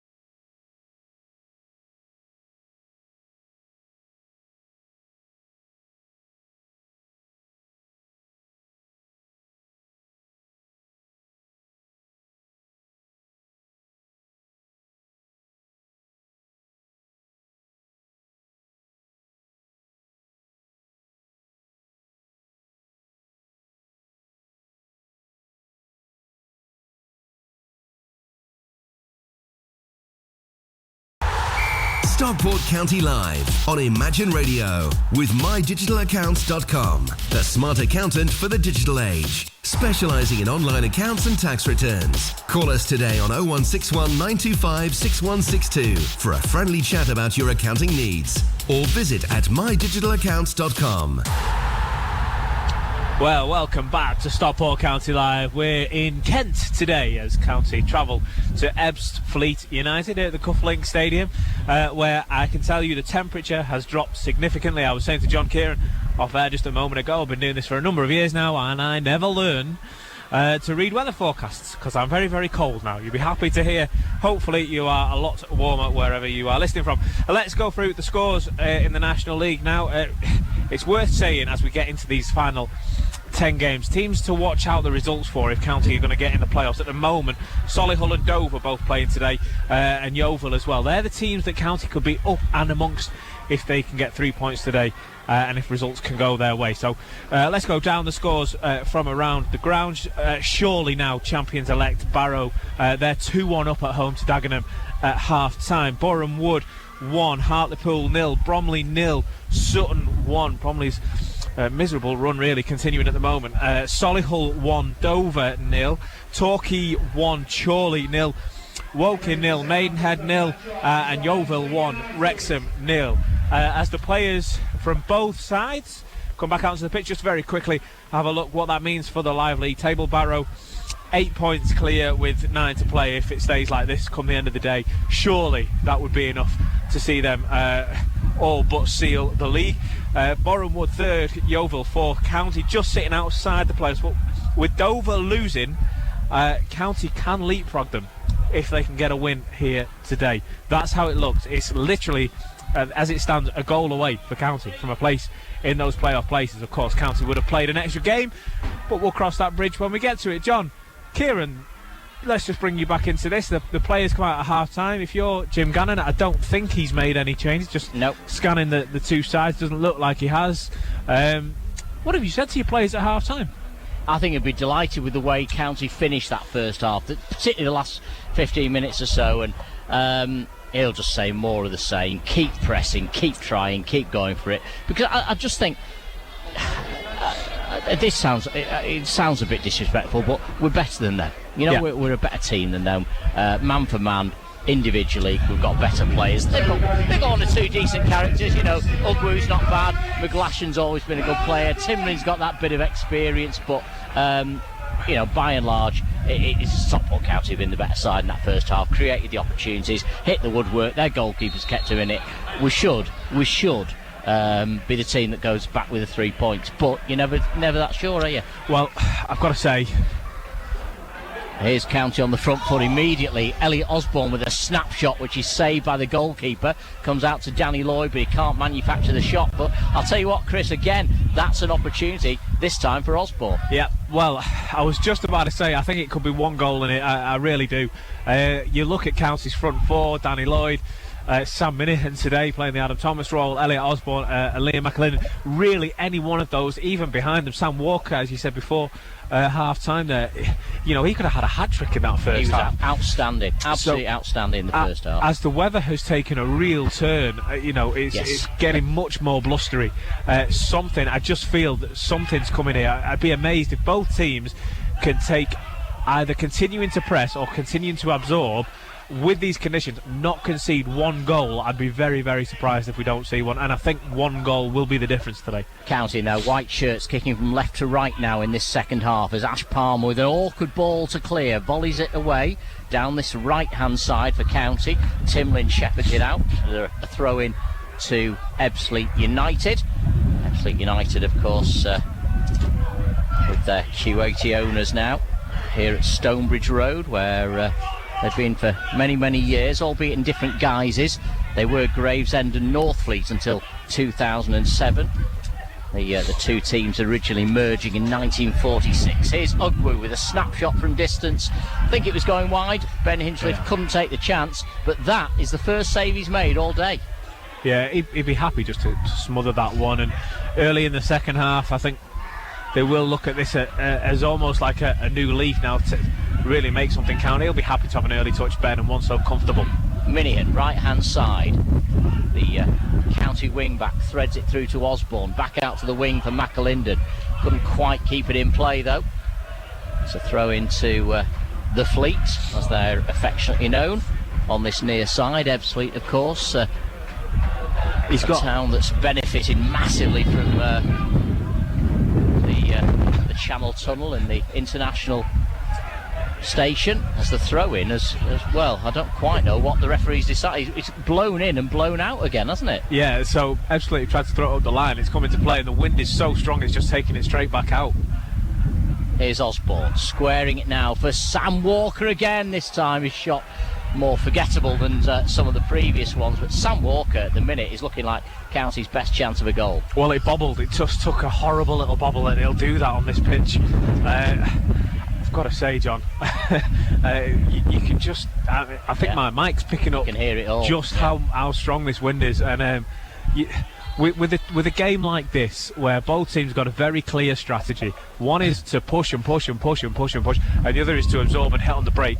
With winds and pitch like this, it's coming, isn't it? One way or the other, a goal is coming.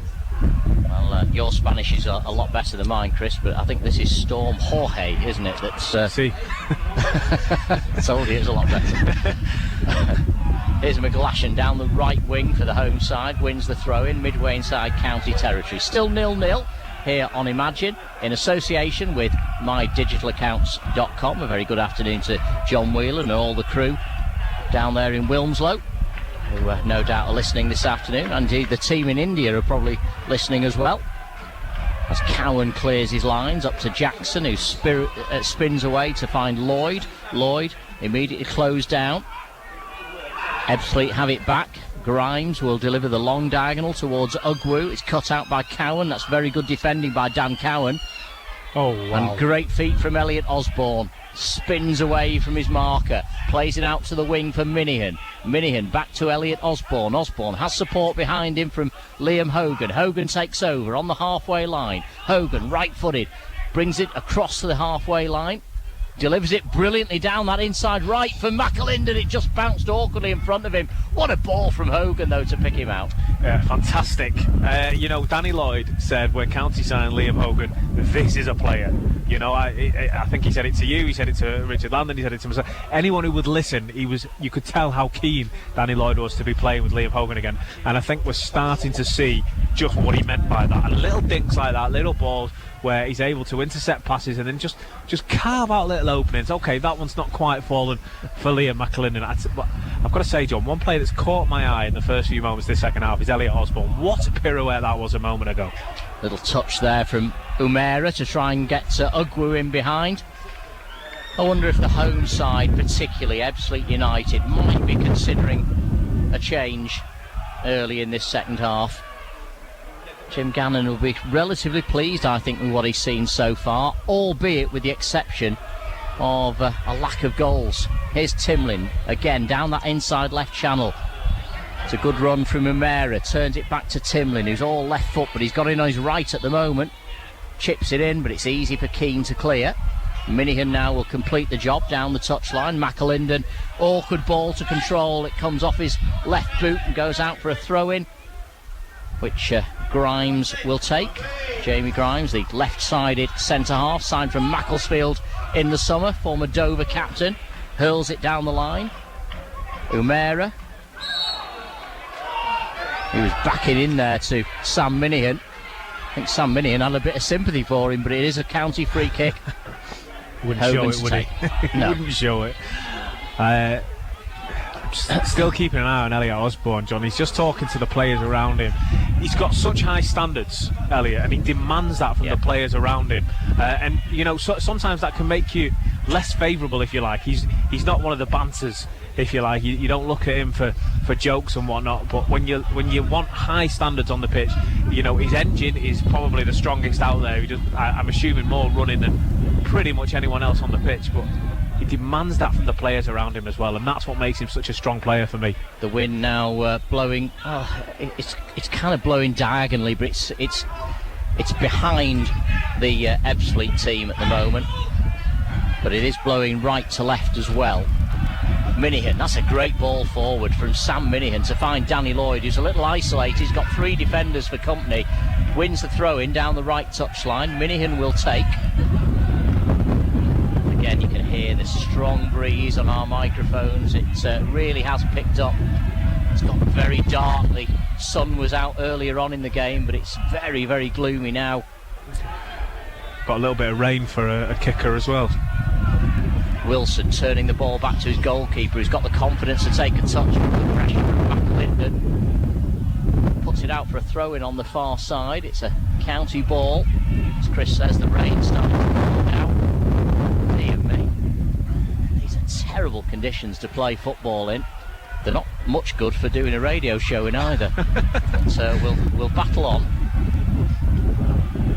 Yeah, this is something. Yeah, some of the fans on the front row have opted to move further back into this stand here, the original main stand. I might have to salvage my phone off the front row. It's charging there, but yeah, you go. Is that all right, pal? There's a bit of rain falling. I can't trust that. Very expensive, these iPhones. Can't have that happening. Yeah, that's down here, pal. Strong winds are coming, right? It feels like, John, it feels like we're sitting on a coast front. It feels like we're literally commentating on a game being played on a beach in front of us. It feels that kind of of atmosphere at the moment. I'm hoping, given the temperamental nature of the weather today, a very strong tackle, by the way, on Elliot Osborne in the middle of the park. Now, and Liam Hogan... A poor challenge from Hogan as well. Liam Hogan has absolutely hair-dried Elliot Osborne for losing the ball there. He's taken one for the team and taken a book in there. He knew exactly what he was doing when he brought his man down. But Elliot Osborne, we were just saying about the high standards that he demands.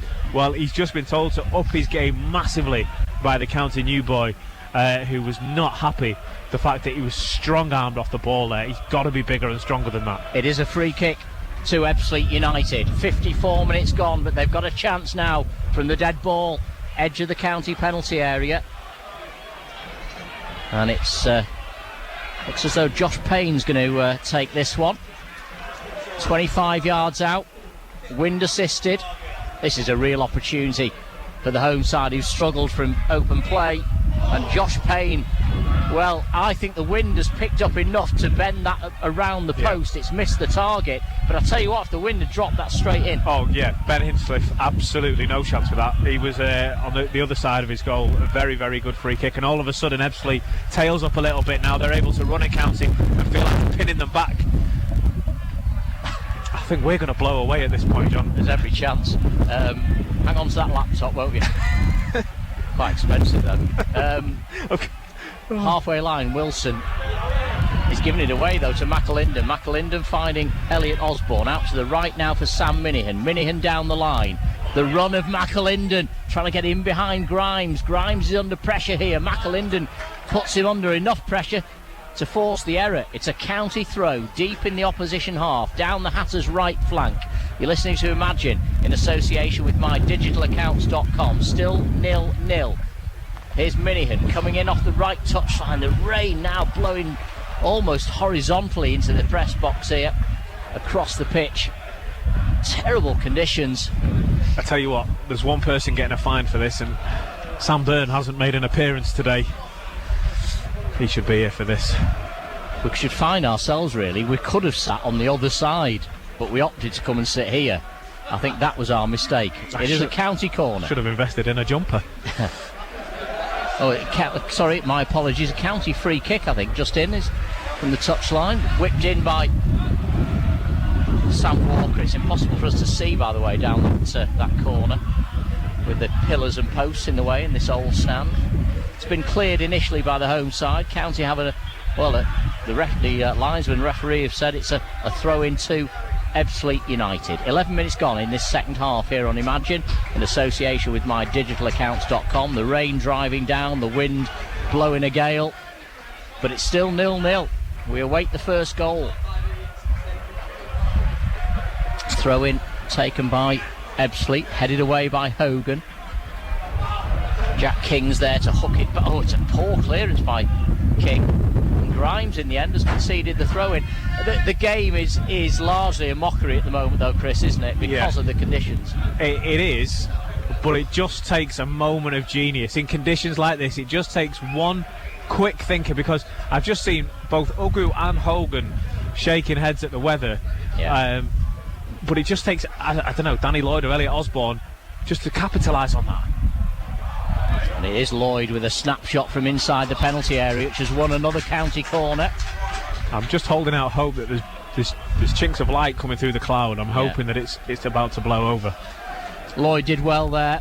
Plays it off the defender. He's got himself a corner on the far side, which Elliot Osborne will take, a right-footed in-swinger.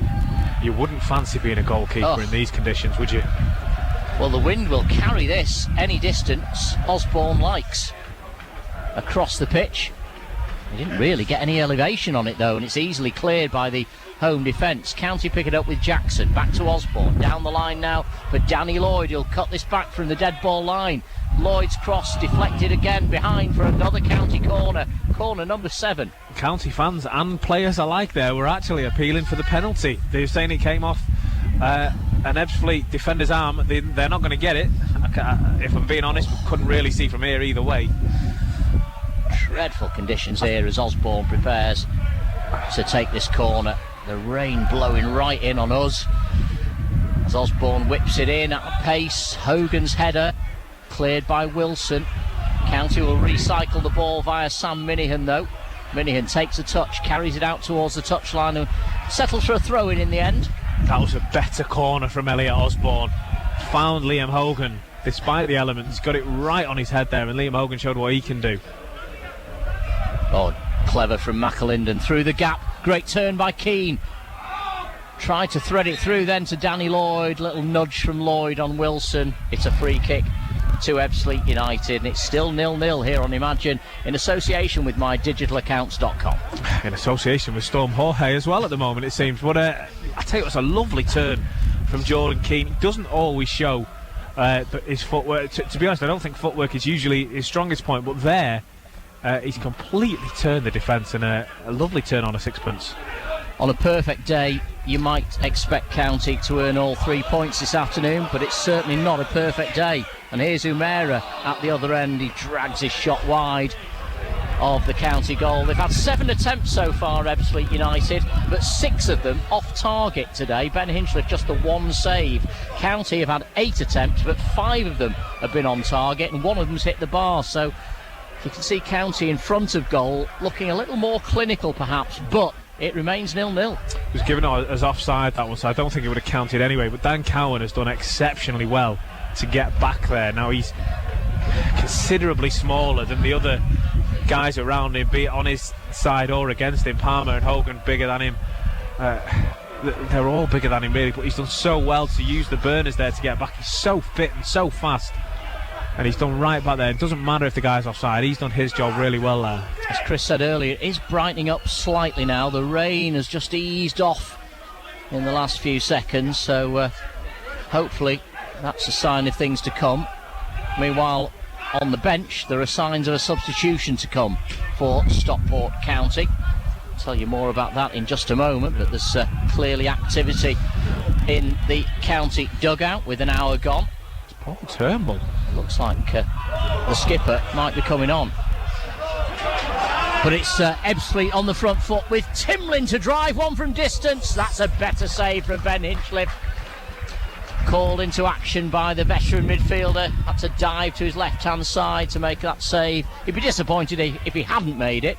But Timlin testing the County keeper from distance. Well, under these conditions, if a keeper's able to hold on to a ball skidding along the deck like that, he's done really well, and we're proud of that, Ben Hinchliffe. I mean, like you say, on a normal day, that's quite a routine save, but make no bones, this Here's isn't Ugwu normal. Now running through, but this time Palmer turns it back to Hinchliffe, who clears out towards Minihan. Foul on Hogan by Goddard. Free kick to County, and that will allow Paul Turnbull to come on, and County can make the change. Hogan just rubbing his shoulder there after that awkward landing. It's clever. Well, Paul Turnbull, he's missed the last 3 through suspension, so it's a good opportunity for him to come on. And who's he bringing off? Sam Walker's looking over at the bench. I mean, he would be the guy you would think if it's a like for like, but they're not making the change yet, though, as Ben Hinchliffe prepares to take this free kick from the edge of his own area. That's well, Jim wanted to make it.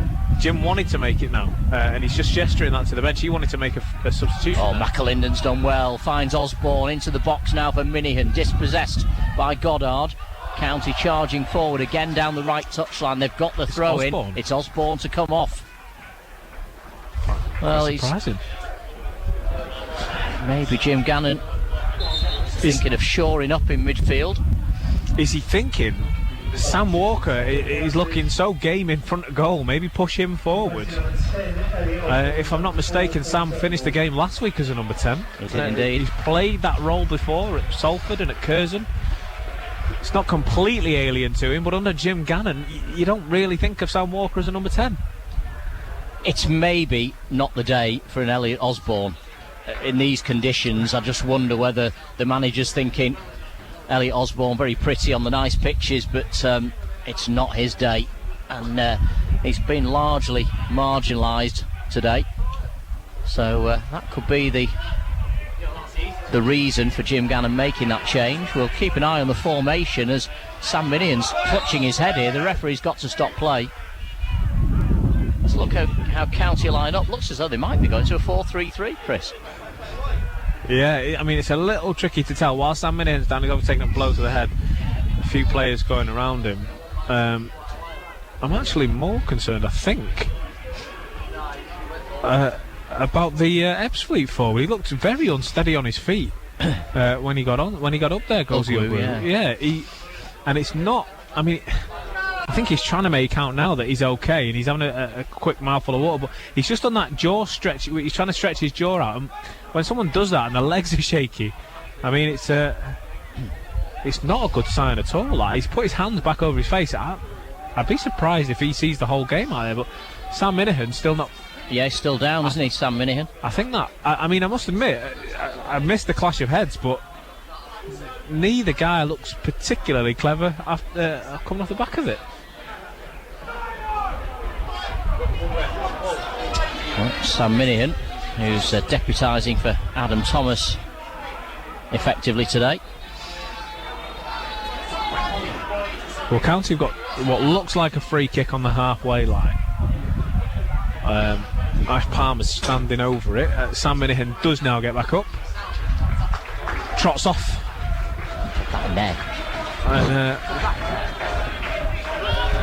And both players give each other a respectable fist bump. I think they'll be okay.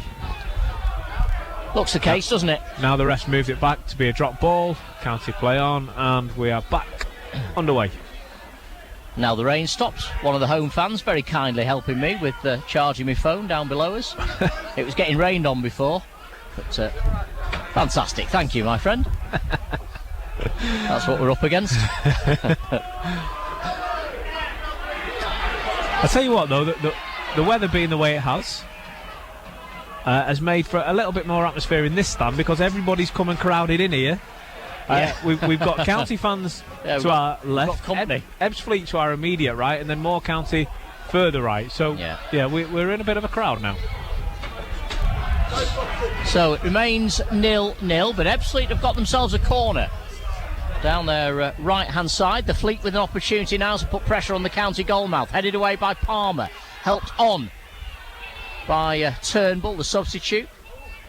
And now McAlinden back to Sam Minahan. I'm not sure he really wanted it. Turnbull, great control. What a touch from Turnbull. Then through the legs of the midfielder, and to find McAlinden down the right. What an impact from Turnbull early on in his appearance. McAlinden's cross too close to the goalkeeper, but Paul Turnbull, what an impact straight away. Well, the impact actually inspired McAlinden to then take his man on. That was exactly the kind of wing play, albeit there was no one there for the finish on the cross. Paul Turnbull hooked it out of the air perfectly through the legs of the man who was trying to close him down.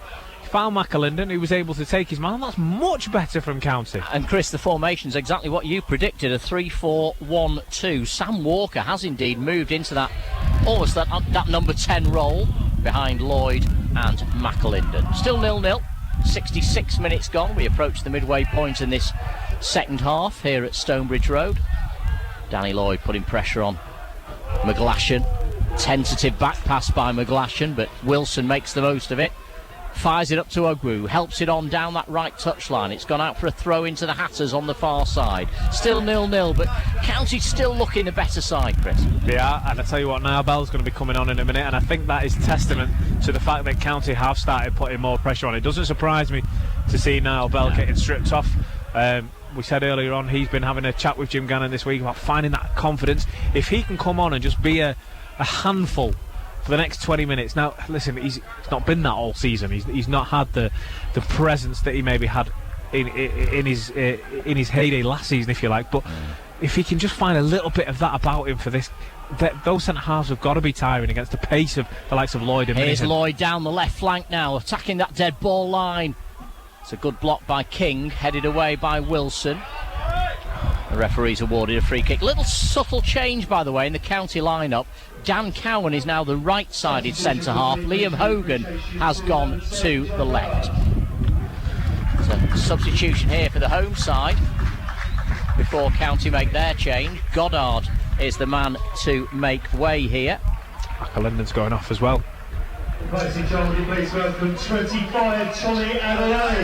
Tommy Adeloy is coming on for the home side to replace Goddard. County making this change. McAlinden off, now Bell on, straight swap up front. Yeah, it is a straight swap. I feel a little bit for McAlinden because it just seemed like he was starting to get into his stride a little bit. We were seeing step overs and knock it around your man and beat it for pace on the other side. But Niall Bell is your out and out striker. Foul there on Dan Cowan. Clear. I can't believe there are Ebbsfleet fans around us saying it wasn't a foul. His shirt's been pulled all over him there. But Niall Bell up front. Hopefully, if he can find that spearhead, if you like, that form that's just, Niall, you don't have to do anything other than put the ball in the back of the net. Let the lads around you do the work, and all you do is finish it. Listen, we'll take a 1-0 right now if you offer it to us. Tommy Adeloy, the substitute, by the way, journeyman centre forward, but he's the man who scored at Ebbsfleet Park earlier in the season in that 1-1 draw. So he has scored against the Hatters already this season. Meanwhile, Sam Walker, who equalised in that game, has looked the most likely of scoring in this one as well. So Niall Bell on as a second half substitute for the remaining 20 minutes or so. Ball clipped down the left touchline. That'll be a throw in to the home side, Ebbsfleet United. I keep thinking we're going to get a touch when it bounces right up in front of us here. We are right on the touchline. Turnbull and Keane now the holding midfielders. Sam Walker pushing on to support the front two of Lloyd and Bell. So the formation hasn't changed from a county perspective, with Sam Walker and Ben Jackson as wing backs. Here's Gozi Ugwu though for the home side, finding Payne out to the right for McGlashan. Lovely switch of play by Ebbsfleet. McGlashan taking on Jackson. Jackson sticking to his task, wins the ball back for County. Brought down by McGlashan. That will be a yellow card for the veteran winger. Yeah, that's I think that's what you call a professional foul. Ben Jackson was well away from his man there, and he's just tried to. Well, he's not tried to. He succeeded in hooking Ben Jackson's legs away from underneath him. And you can't get away with those. Not in any division. Not even these refs are going to miss ones like that. Dreadful conditions here at Stonebridge Road, spoiling the game, but County seeming to cope with it better than the home side, who have made a change and brought on Adeloy now in place of Goddard in that number 10 attacking midfield role. County free kick. Hogan hangs it up for Minihan. It comes off the head of the defender though, goes out towards the touchline. It's a foul, a needless foul by Bell on Grimes. Free kick to Ebbsfleet deep in their own half. It's such an art to try and perfect. If you're a striker, a big striker these days, you want to let your defender, your opposite number, you want to let him know that you're there and that you're stronger than him and that you're game and you're ready to go. But at the same time, even just the slightest of touches in the wrong area, he's going to go down, and all your pressure is just immediately let go. Because of the rain, the wind, Chris, the second half has been largely a non-event, and it's difficult at the moment to see where a goal's coming from, isn't it? Yeah, it is. And you think back to what we were saying at the top of the show, John. I mean, 3 points really are pretty much a must here. Goalkeeper Hinchliffe sprints outside of his area to clear up towards Niall Bell. Bell beaten to it by the defender, who buys the foul. Now Payne it was who went down. Tries to shake hands with Niall Bell. Bell refuses. Quickly taken free kick. Awkward for Hogan, who's pushed to the ground by McGlashan. The laughs you can hear for the foul by McGlashan on Hogan. It was always going to be a free kick to County in the left back area. 18 to play, 0-0 here on Imagine in association with mydigitalaccounts.com. John, if that's in the Premier League, is that a booking? Always. Any foul in the Premier League seems to be a booking, doesn't it? But that's two hands in the back of Hogan. Yeah. By McGlashan. He's already on a booking. Booked, yeah. I mean, the referee now blown up for a foul by Grimes on Lloyd. So the Hatters.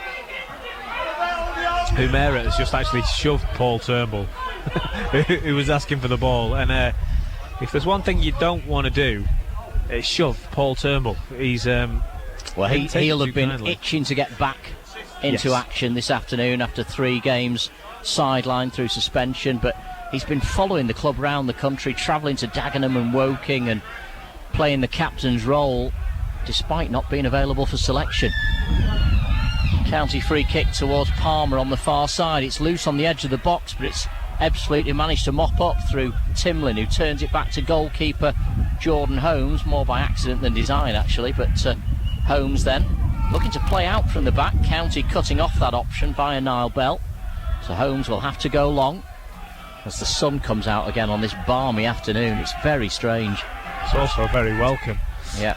I've got to say, John, I think Sam Minahan's had a good game today. You know, he was the one that was harrying and chasing that ball down then and just making sure that Ebbsfleet was stemmed in an attempt to try and break out quickly. He wasn't going to let that happen. And with Sam Walker and Sam Minahan playing more forward roles, we've got that defensive line up front. I think that's key to us holding the ball in that final third this afternoon, and it's done well for me as Sam Minahan. The pitch and the weather really the only winners so far today, with 15 to play. Still 0-0 on Imagine in association with mydigitalaccounts.com. It is a County throw on this near side, which Sam Minahan will take, playing as a right wing back today in the absence of Adam Thomas. Disappointing that he wasn't available today. But he had the good sense to take himself out of the equation last weekend at half time. He hasn't trained this week, still feeling that hamstring a little bit tight. But County have missed him today. Just gives that attacking option down this right hand side. Sam Minahan great defensively, but not really as influential in the final third. Here is Minahan turning the ball back to Turnbull, who's clipped forward, is cut out by Adeloy. Still those two tussling for the ball. Minahan, or rather Turnbull, felt he was fouled by Adeloy. Referee doesn't agree, and it's a throw in to Ebbsfleet United. We're in the final quarter of an hour. Yeah, goal's got to come soon, hasn't it? Really, for all the pressure we've seen from County. Other than wow, what a ball that is. Timlin, that's his experience. What a pass. I mean, you don't see that every day in the National League. Volleyed pass out to the wing for McGlashan on the other side. That's fantastic from Michael Timlin. And he's played it blind as well. The lack of applause from his fans is bizarre, isn't it? Because that should have been greeted by an ovation. That was a wonderful ball from the veteran midfielder, such a good player throughout his career, Michael Timlin. How was Niall Bell not Stevenage in February? Jack Payne had him in a headlock then. It's a County throw on the near side. The game in this second half massively lacking in quality, but that's understandable in these conditions. Minahan down the line. Bell, awkward ball to control, but he nods it back to Danny Lloyd, who's away down the inside right channel. Showed too much of it to King, who makes the tackle, puts it out for a throw into County on this near side, the County right. Sam Minahan having to shield his eyes from the sun as he prepares to take the throw. Was been completely missed by the defender, or the first defender, but Grimes clears up to Ugwu on the halfway line. He helps it on to centre forward O'Meara. Minahan steals. Cowan, so nothing ball from Cowan, easy for Grimes, heads it away to Ugwu. Now Timlin volleys it forward again for O'Meara to chase. Ash Palmer pulled out of the centre of defence, tracks it over to this near touchline. He's done well to keep that in, Ash Palmer. Turnbull smashes it upfield. It's easy for King though to nod it down for Timlin. Timlin now with the opportunity to dink it forward. It's a brilliant ball to find Ugwu. Ugwu wants it on his right foot, waits for support from midfield. He should have taken it with his left. Ugwu eventually turns it back to the edge of the box, and then a wasted pass, a terrible ball from the right hand side by Josh Payne. But what a chance that was for Ugwu. Why has he not gone for goal? Yeah, that's a guy who looks like he's not really playing with confidence. I can't believe again though had the key to unlock the County defence with a brilliant pass. Here he is again on the ball, halfway line, and he's starting to use that range of passing, this time finding O'Meara. His shot's on target, saved by Ben Hinchliffe. It was a good height for the County keeper. Yeah, straight down his throat, and Ben Hinchliffe has looked to release County quickly. Now everything that's going over the top is immediately coming back. I want to see now Bell getting in there and really making himself a bit of a nuisance. We've not seen him do that yet. He's had the opportunity to, but we've not seen him do it. Jack King able to get the ball away. Here's Ugwu again, holds it up on the halfway line. Looks a good player, Ugwu, doesn't he? Yeah. That's a brilliant ball to find Umera, wide of the target. Should have done better. Hogan forced him wide onto his right-hand side, but Gozi Ugwu, tall, powerful, mobile centre-forward in his third spell with the club, signed on a free from Chesterfield in the summer. County know how good he is. He scored twice at Ebbsfleet Park in the FA Cup playing for Woking 3 years ago. Here's the change though for the home side. Josh Payne is going off after that wasted ball earlier, and Alex Lawless takes his place in midfield. Conor DeMayo's getting stripped off for County as well. One final roll of the dice for Jim Gannon, I think. Final roll of the dice to get 3 points. Probably Sam Walker, you would have thought, will be making way. Not really excelled in that number 10 role, but like you say, John, I don't think anyone's really excelled this second half given the conditions. Well, Alex Lawless is on to replace Josh Payne. Conor DeMayo is ready to come on. You would imagine he'll play as that number 10. Here's Timlin again though for Ebbsfleet, out to the left wing this time for Umera. Umera's chance to cross, blocked by Dan Cowan. The Hatters looking at making this change, or will they wait until they've defended this throw-in? They will. Danny Lloyd shouting over to the touchline about something as the cross comes in, right-footed ball in. What a header, what a save. That was arrowing in from Ugwu. Great cross from Jumeirah, Ugwu's header, and that is as close as the Fleet have come to scoring, but Ben Hinchliffe, what a save. Yeah, it's so reassuring to know you've got someone like Ben Hinchliffe in goal who's, I mean, he's a big lad, and we can talk about his kicking that doesn't always work, but the fact that he's able to get down so quickly with a strong wrist, with a header that is perfectly weighted, going into that bottom corner, steered it so well, the Ebbsfleet forward. Ben Hinchliffe down quickly, strong wrist, tips it around the post. Ugwu even patted him on the back afterwards. Short corner, County have switched off. It's an opportunity with a cross from the left-hand side. Ben Hinchliffe comes and claims again. Plucks out the cross from Timlin. Looks for the early clearance down the right this time for Lloyd. He's overhit it though. Frustration for County, who will now make this change and bring on County midfielder Conor DeMayo. And it is indeed, Chris has called it right again, the change of Sam Walker making way. His 100th appearance is at an end. Could have had a hat-trick in the first half though, Chris. Yeah, he could, and just look at the professionalism. He loves being out there, but he sprints off the pitch knowing that County have got circa 10 minutes left, and they need 3 points.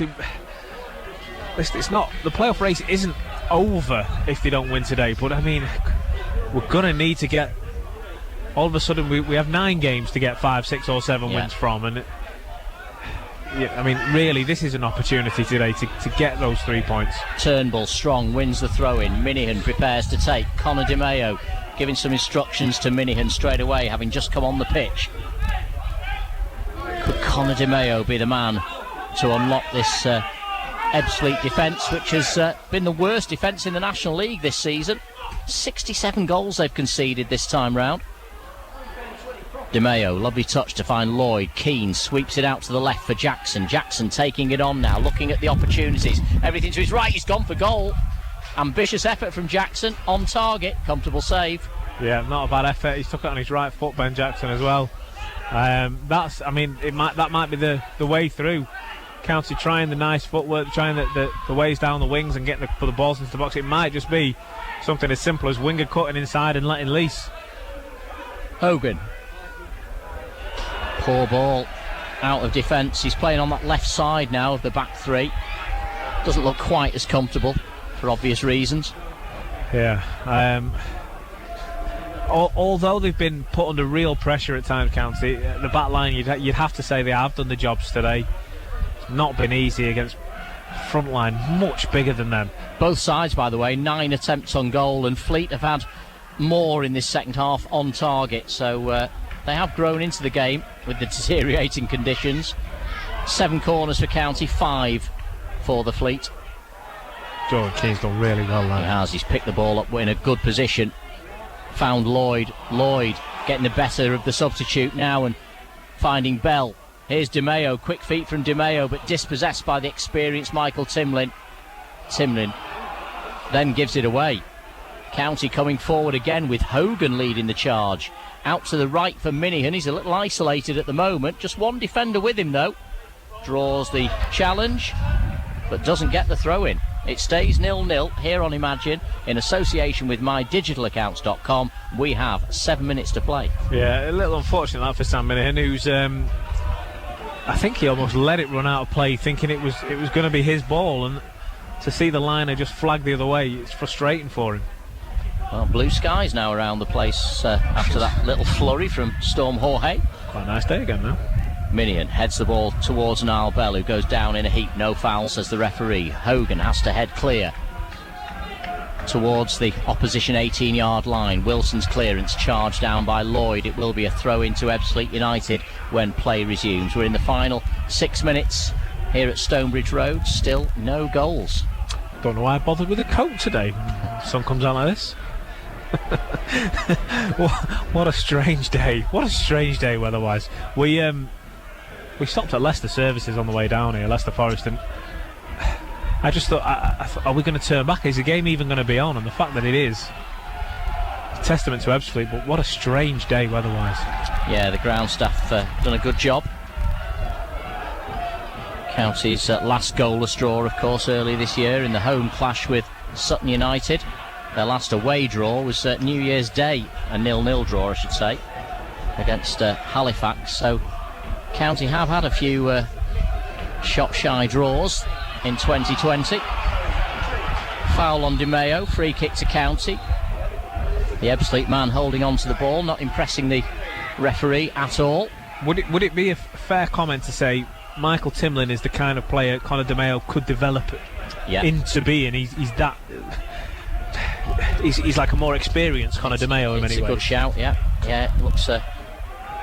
Looks as though he could do exactly that. Hogan with the free kick for County, deep inside the Hatters' half. Still goalless here at Stonebridge Road. We're in the final 5. Hogan just lifts it forward, looking for Niall Bell, who's beaten in the air by Jack King. Second ball, though, comes back to Bell. Edge of the box, looking at the options, chips it into the area. Lloyd with the cross, deflected behind. County have a corner in the final 5. Well, it's almost a carbon copy of what happened earlier. Danny Lloyd is, he's doing it on purpose, isn't he? He's getting the cross in about midriff height, knowing that he's going to win a corner, but as soon as he does, every fan behind the goal and a couple of players in the box will scream handball, and it's quite likely that if you keep doing it, one of them might just ricochet off the bottom end of the arm. Turnbull to take. It's going to be a right-footed in-swinger from the County skipper. Danny Lloyd's unmarked there, you know. Turnbull whips it in at pace towards Palmer! County have scored with 4 minutes to go. A set piece from Paul Turnbull, headed home by Ash Palmer, and the Hatters lead by a 1-0.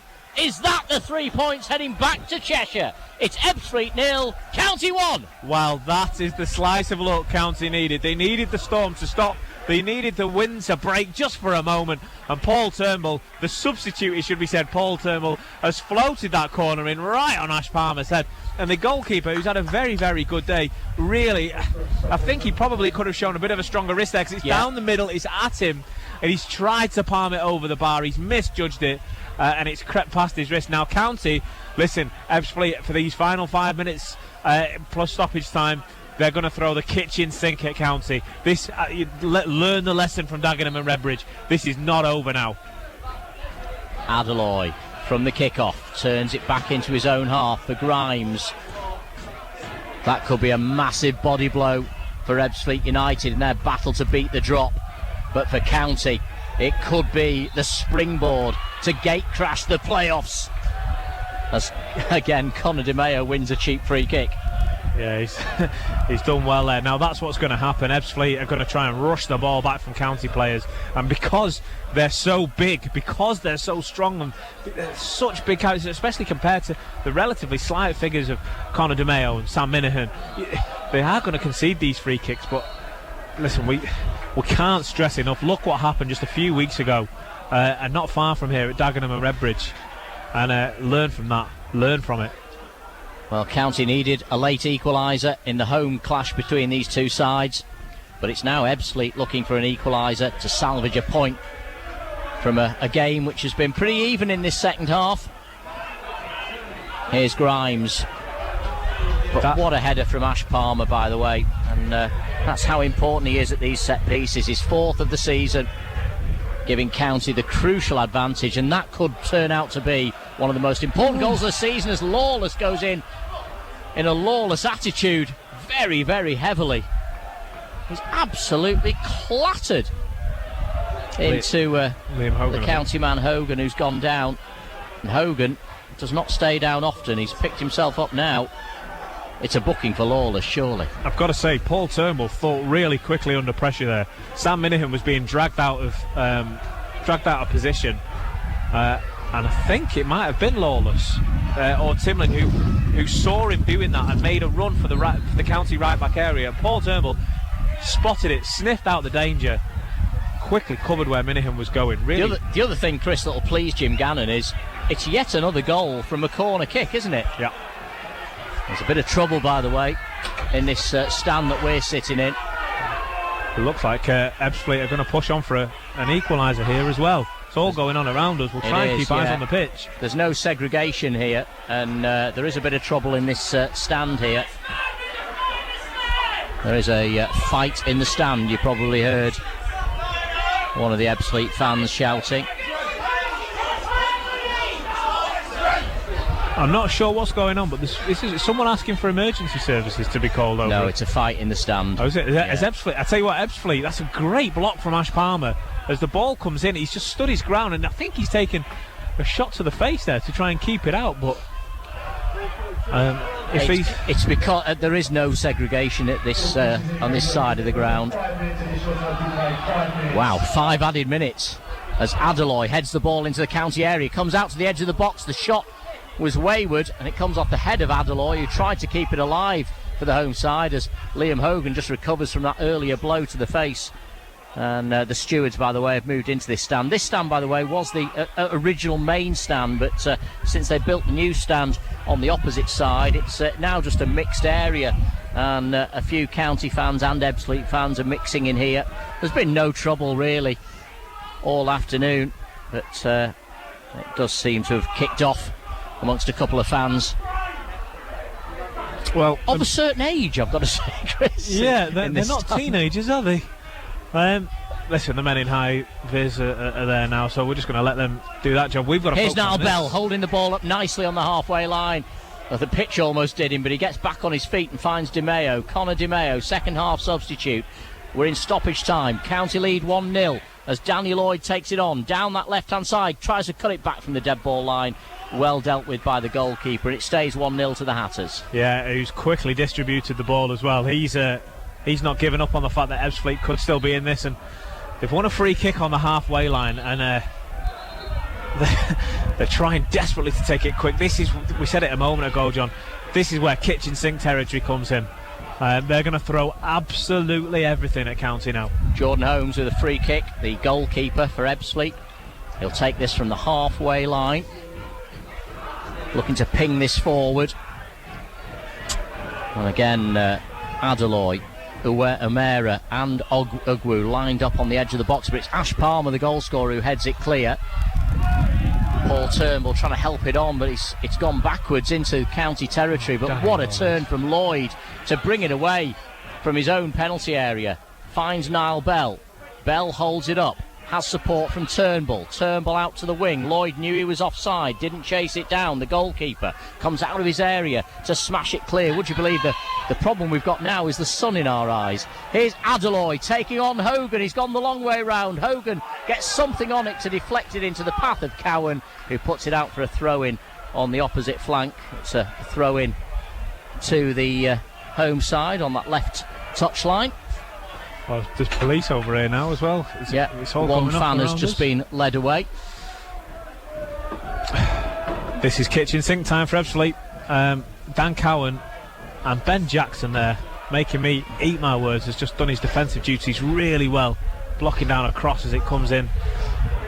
Yeah, the police involved in this near side, just trying to escort out the participants in that earlier fight with the help of the stewards, and it looks as though one Ebbsfleet and one County fan have been taken away, both of a certain age. Here's County on the ball. The referee has blown up for a foul, though. on Di Maio. Free kick to County on the edge of their own penalty area. 1-0 the Hatters lead. Yeah, it was a bit of a tease that from the ref, because Di Maio went down and he didn't blow for a moment.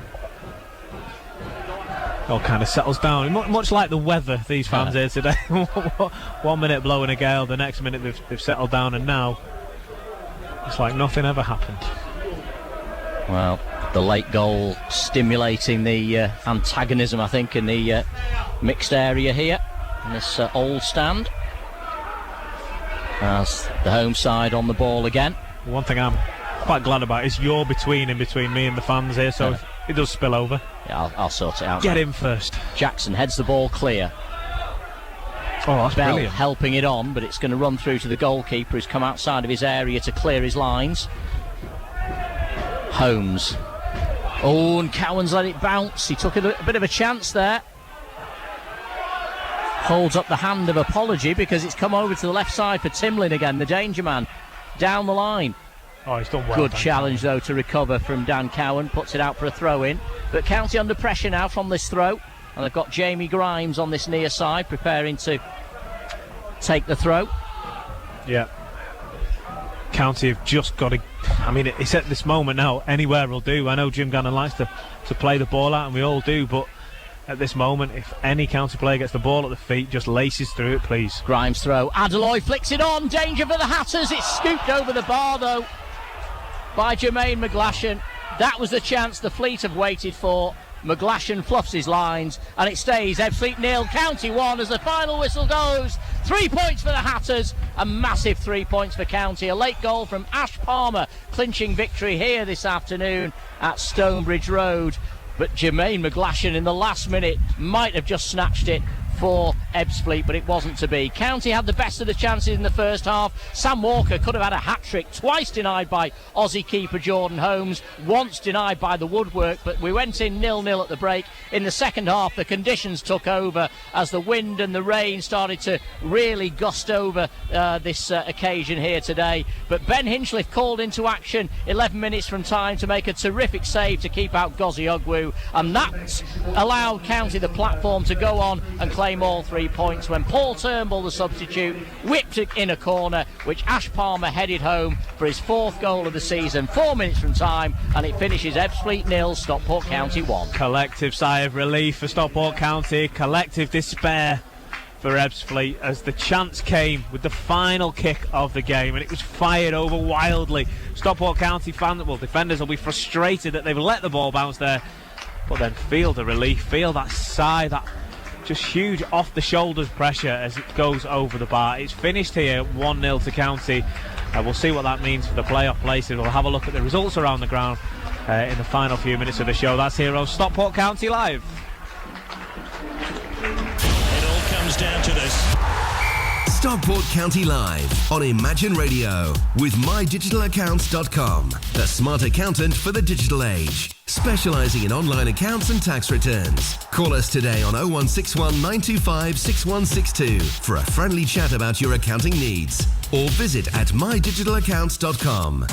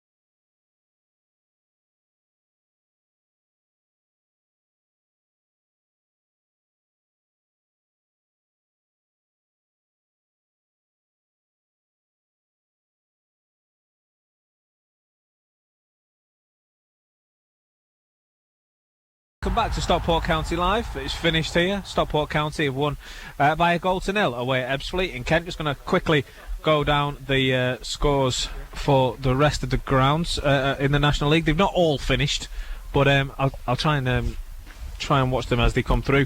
I don't think there's going to be many change. Maybe Barrow, who are 2-1 up in injury time against Dagenham and Redbridge. Bromley still a goal down to Sutton. That's in injury time as well. It's Borehamwood 1, Hartlepool 1. Eastleigh Halifax has been postponed. Ebbsfleet, we know, have lost 1-0 to Stockport County. Solihull Moors 3, Dover 0. Now that's a big result for County. We'll tell you why in a moment. Torquay condemning another 2-0 defeat to Chorley, who I think may be mathematically confirmed as down pretty soon. Woking 2, Maidenhead 0.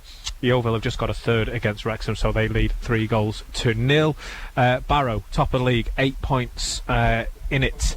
Their game has just finished. Yeovil, the only one left, they're still 3-0. So Barrow, top of the league. Yeovil and Harrogate in third and second, respectively. Now, the reason Solihull Moors beating Dover is a big result is because County, with that victory, have leapfrogged Dover into the playoff places. County currently sit in 7th place. They'll go into the week in 7th place. You have to say it's probably a little bit of a false position, given that 4 teams behind them can overtake them should they get anything from games in hand, especially Notts County, who sit 3 points behind County but with 3 games in hand. So 1 win and they go above County from those 3 games in hand, but that matters very little at this moment. What does matter is County sit in 7th. John Kieran, they sit in the playoff places. It's a terrific result today. There's no getting away from it. It's a fantastic result. To come here in these conditions and get 3 points is absolutely staggering, and well played to the lads who never gave up. And yet another goal from a corner. Jim Gannon, we've talked about this before, Chris. He works so hard in training on set-piece routines and makes sure that the players are well drilled in them, and it's paying off. And I just thought, it's back to the old boys. It was Turnbull with his corner to the far side of the box, and what a finish from Ash Palmer. So and in the first half I thought Sam Walker really influential until the weather took over. The game was gone really for that sort of half an hour or so of the second half. The game was irrelevant because the wind, the rain, the hail, everything just took over. It was a non-event. But then the last 10 minutes when it brightened up again, the home side had a bit of a go, the Fleet had a bit of a go, but Ben Hinchliffe made a terrific save 10 minutes from time, which gave us the platform to go on, and we've gate crashed the playoffs. Yeah, it's still bitterly cold here. Even though the sun's out, it's just dipping behind that main stand now, and I'm sure you can hear the wind coming through. But listen, what will it do you think, for the players' momentum, if you like, the confidence, the mood around the camp, the fact that it's starting to click at the right time? Jim Gannon said to me the other week when we beat Bromley, he said we were creeping towards that result.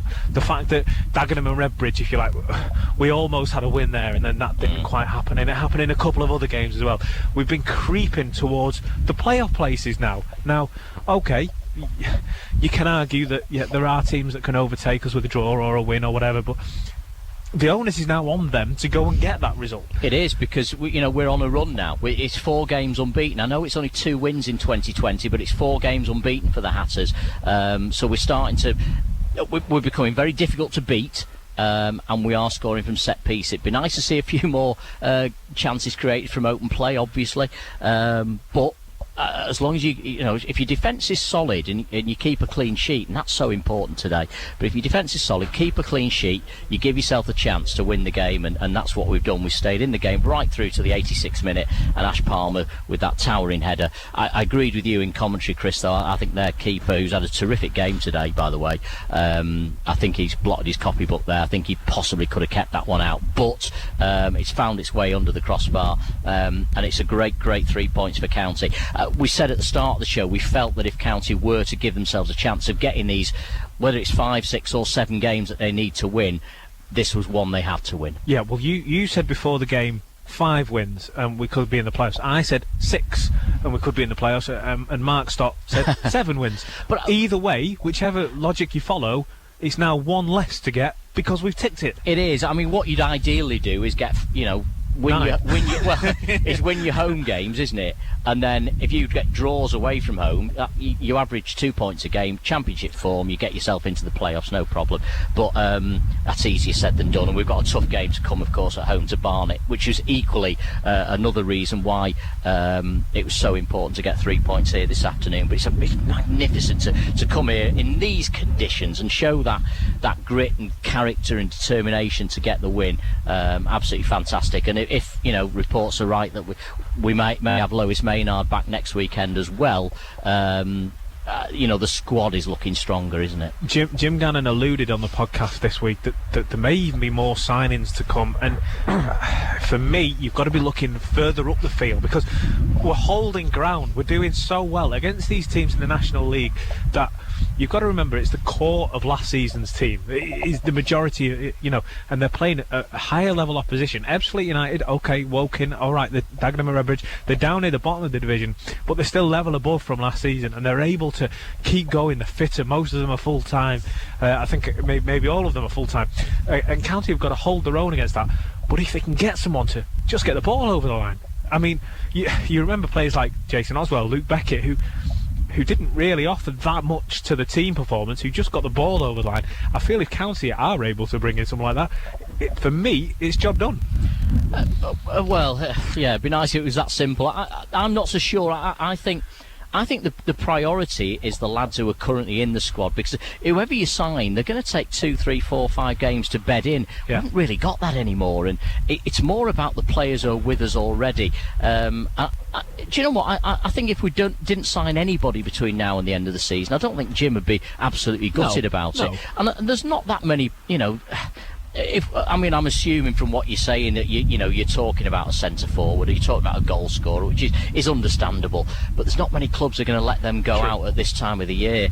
And also, if they do, they're only doing it because they're not scoring goals. So I think the focus has probably got to be on who we've got with us at the moment. Let's have a look at the players who've got these 3 points here today. But I agree with you. I think we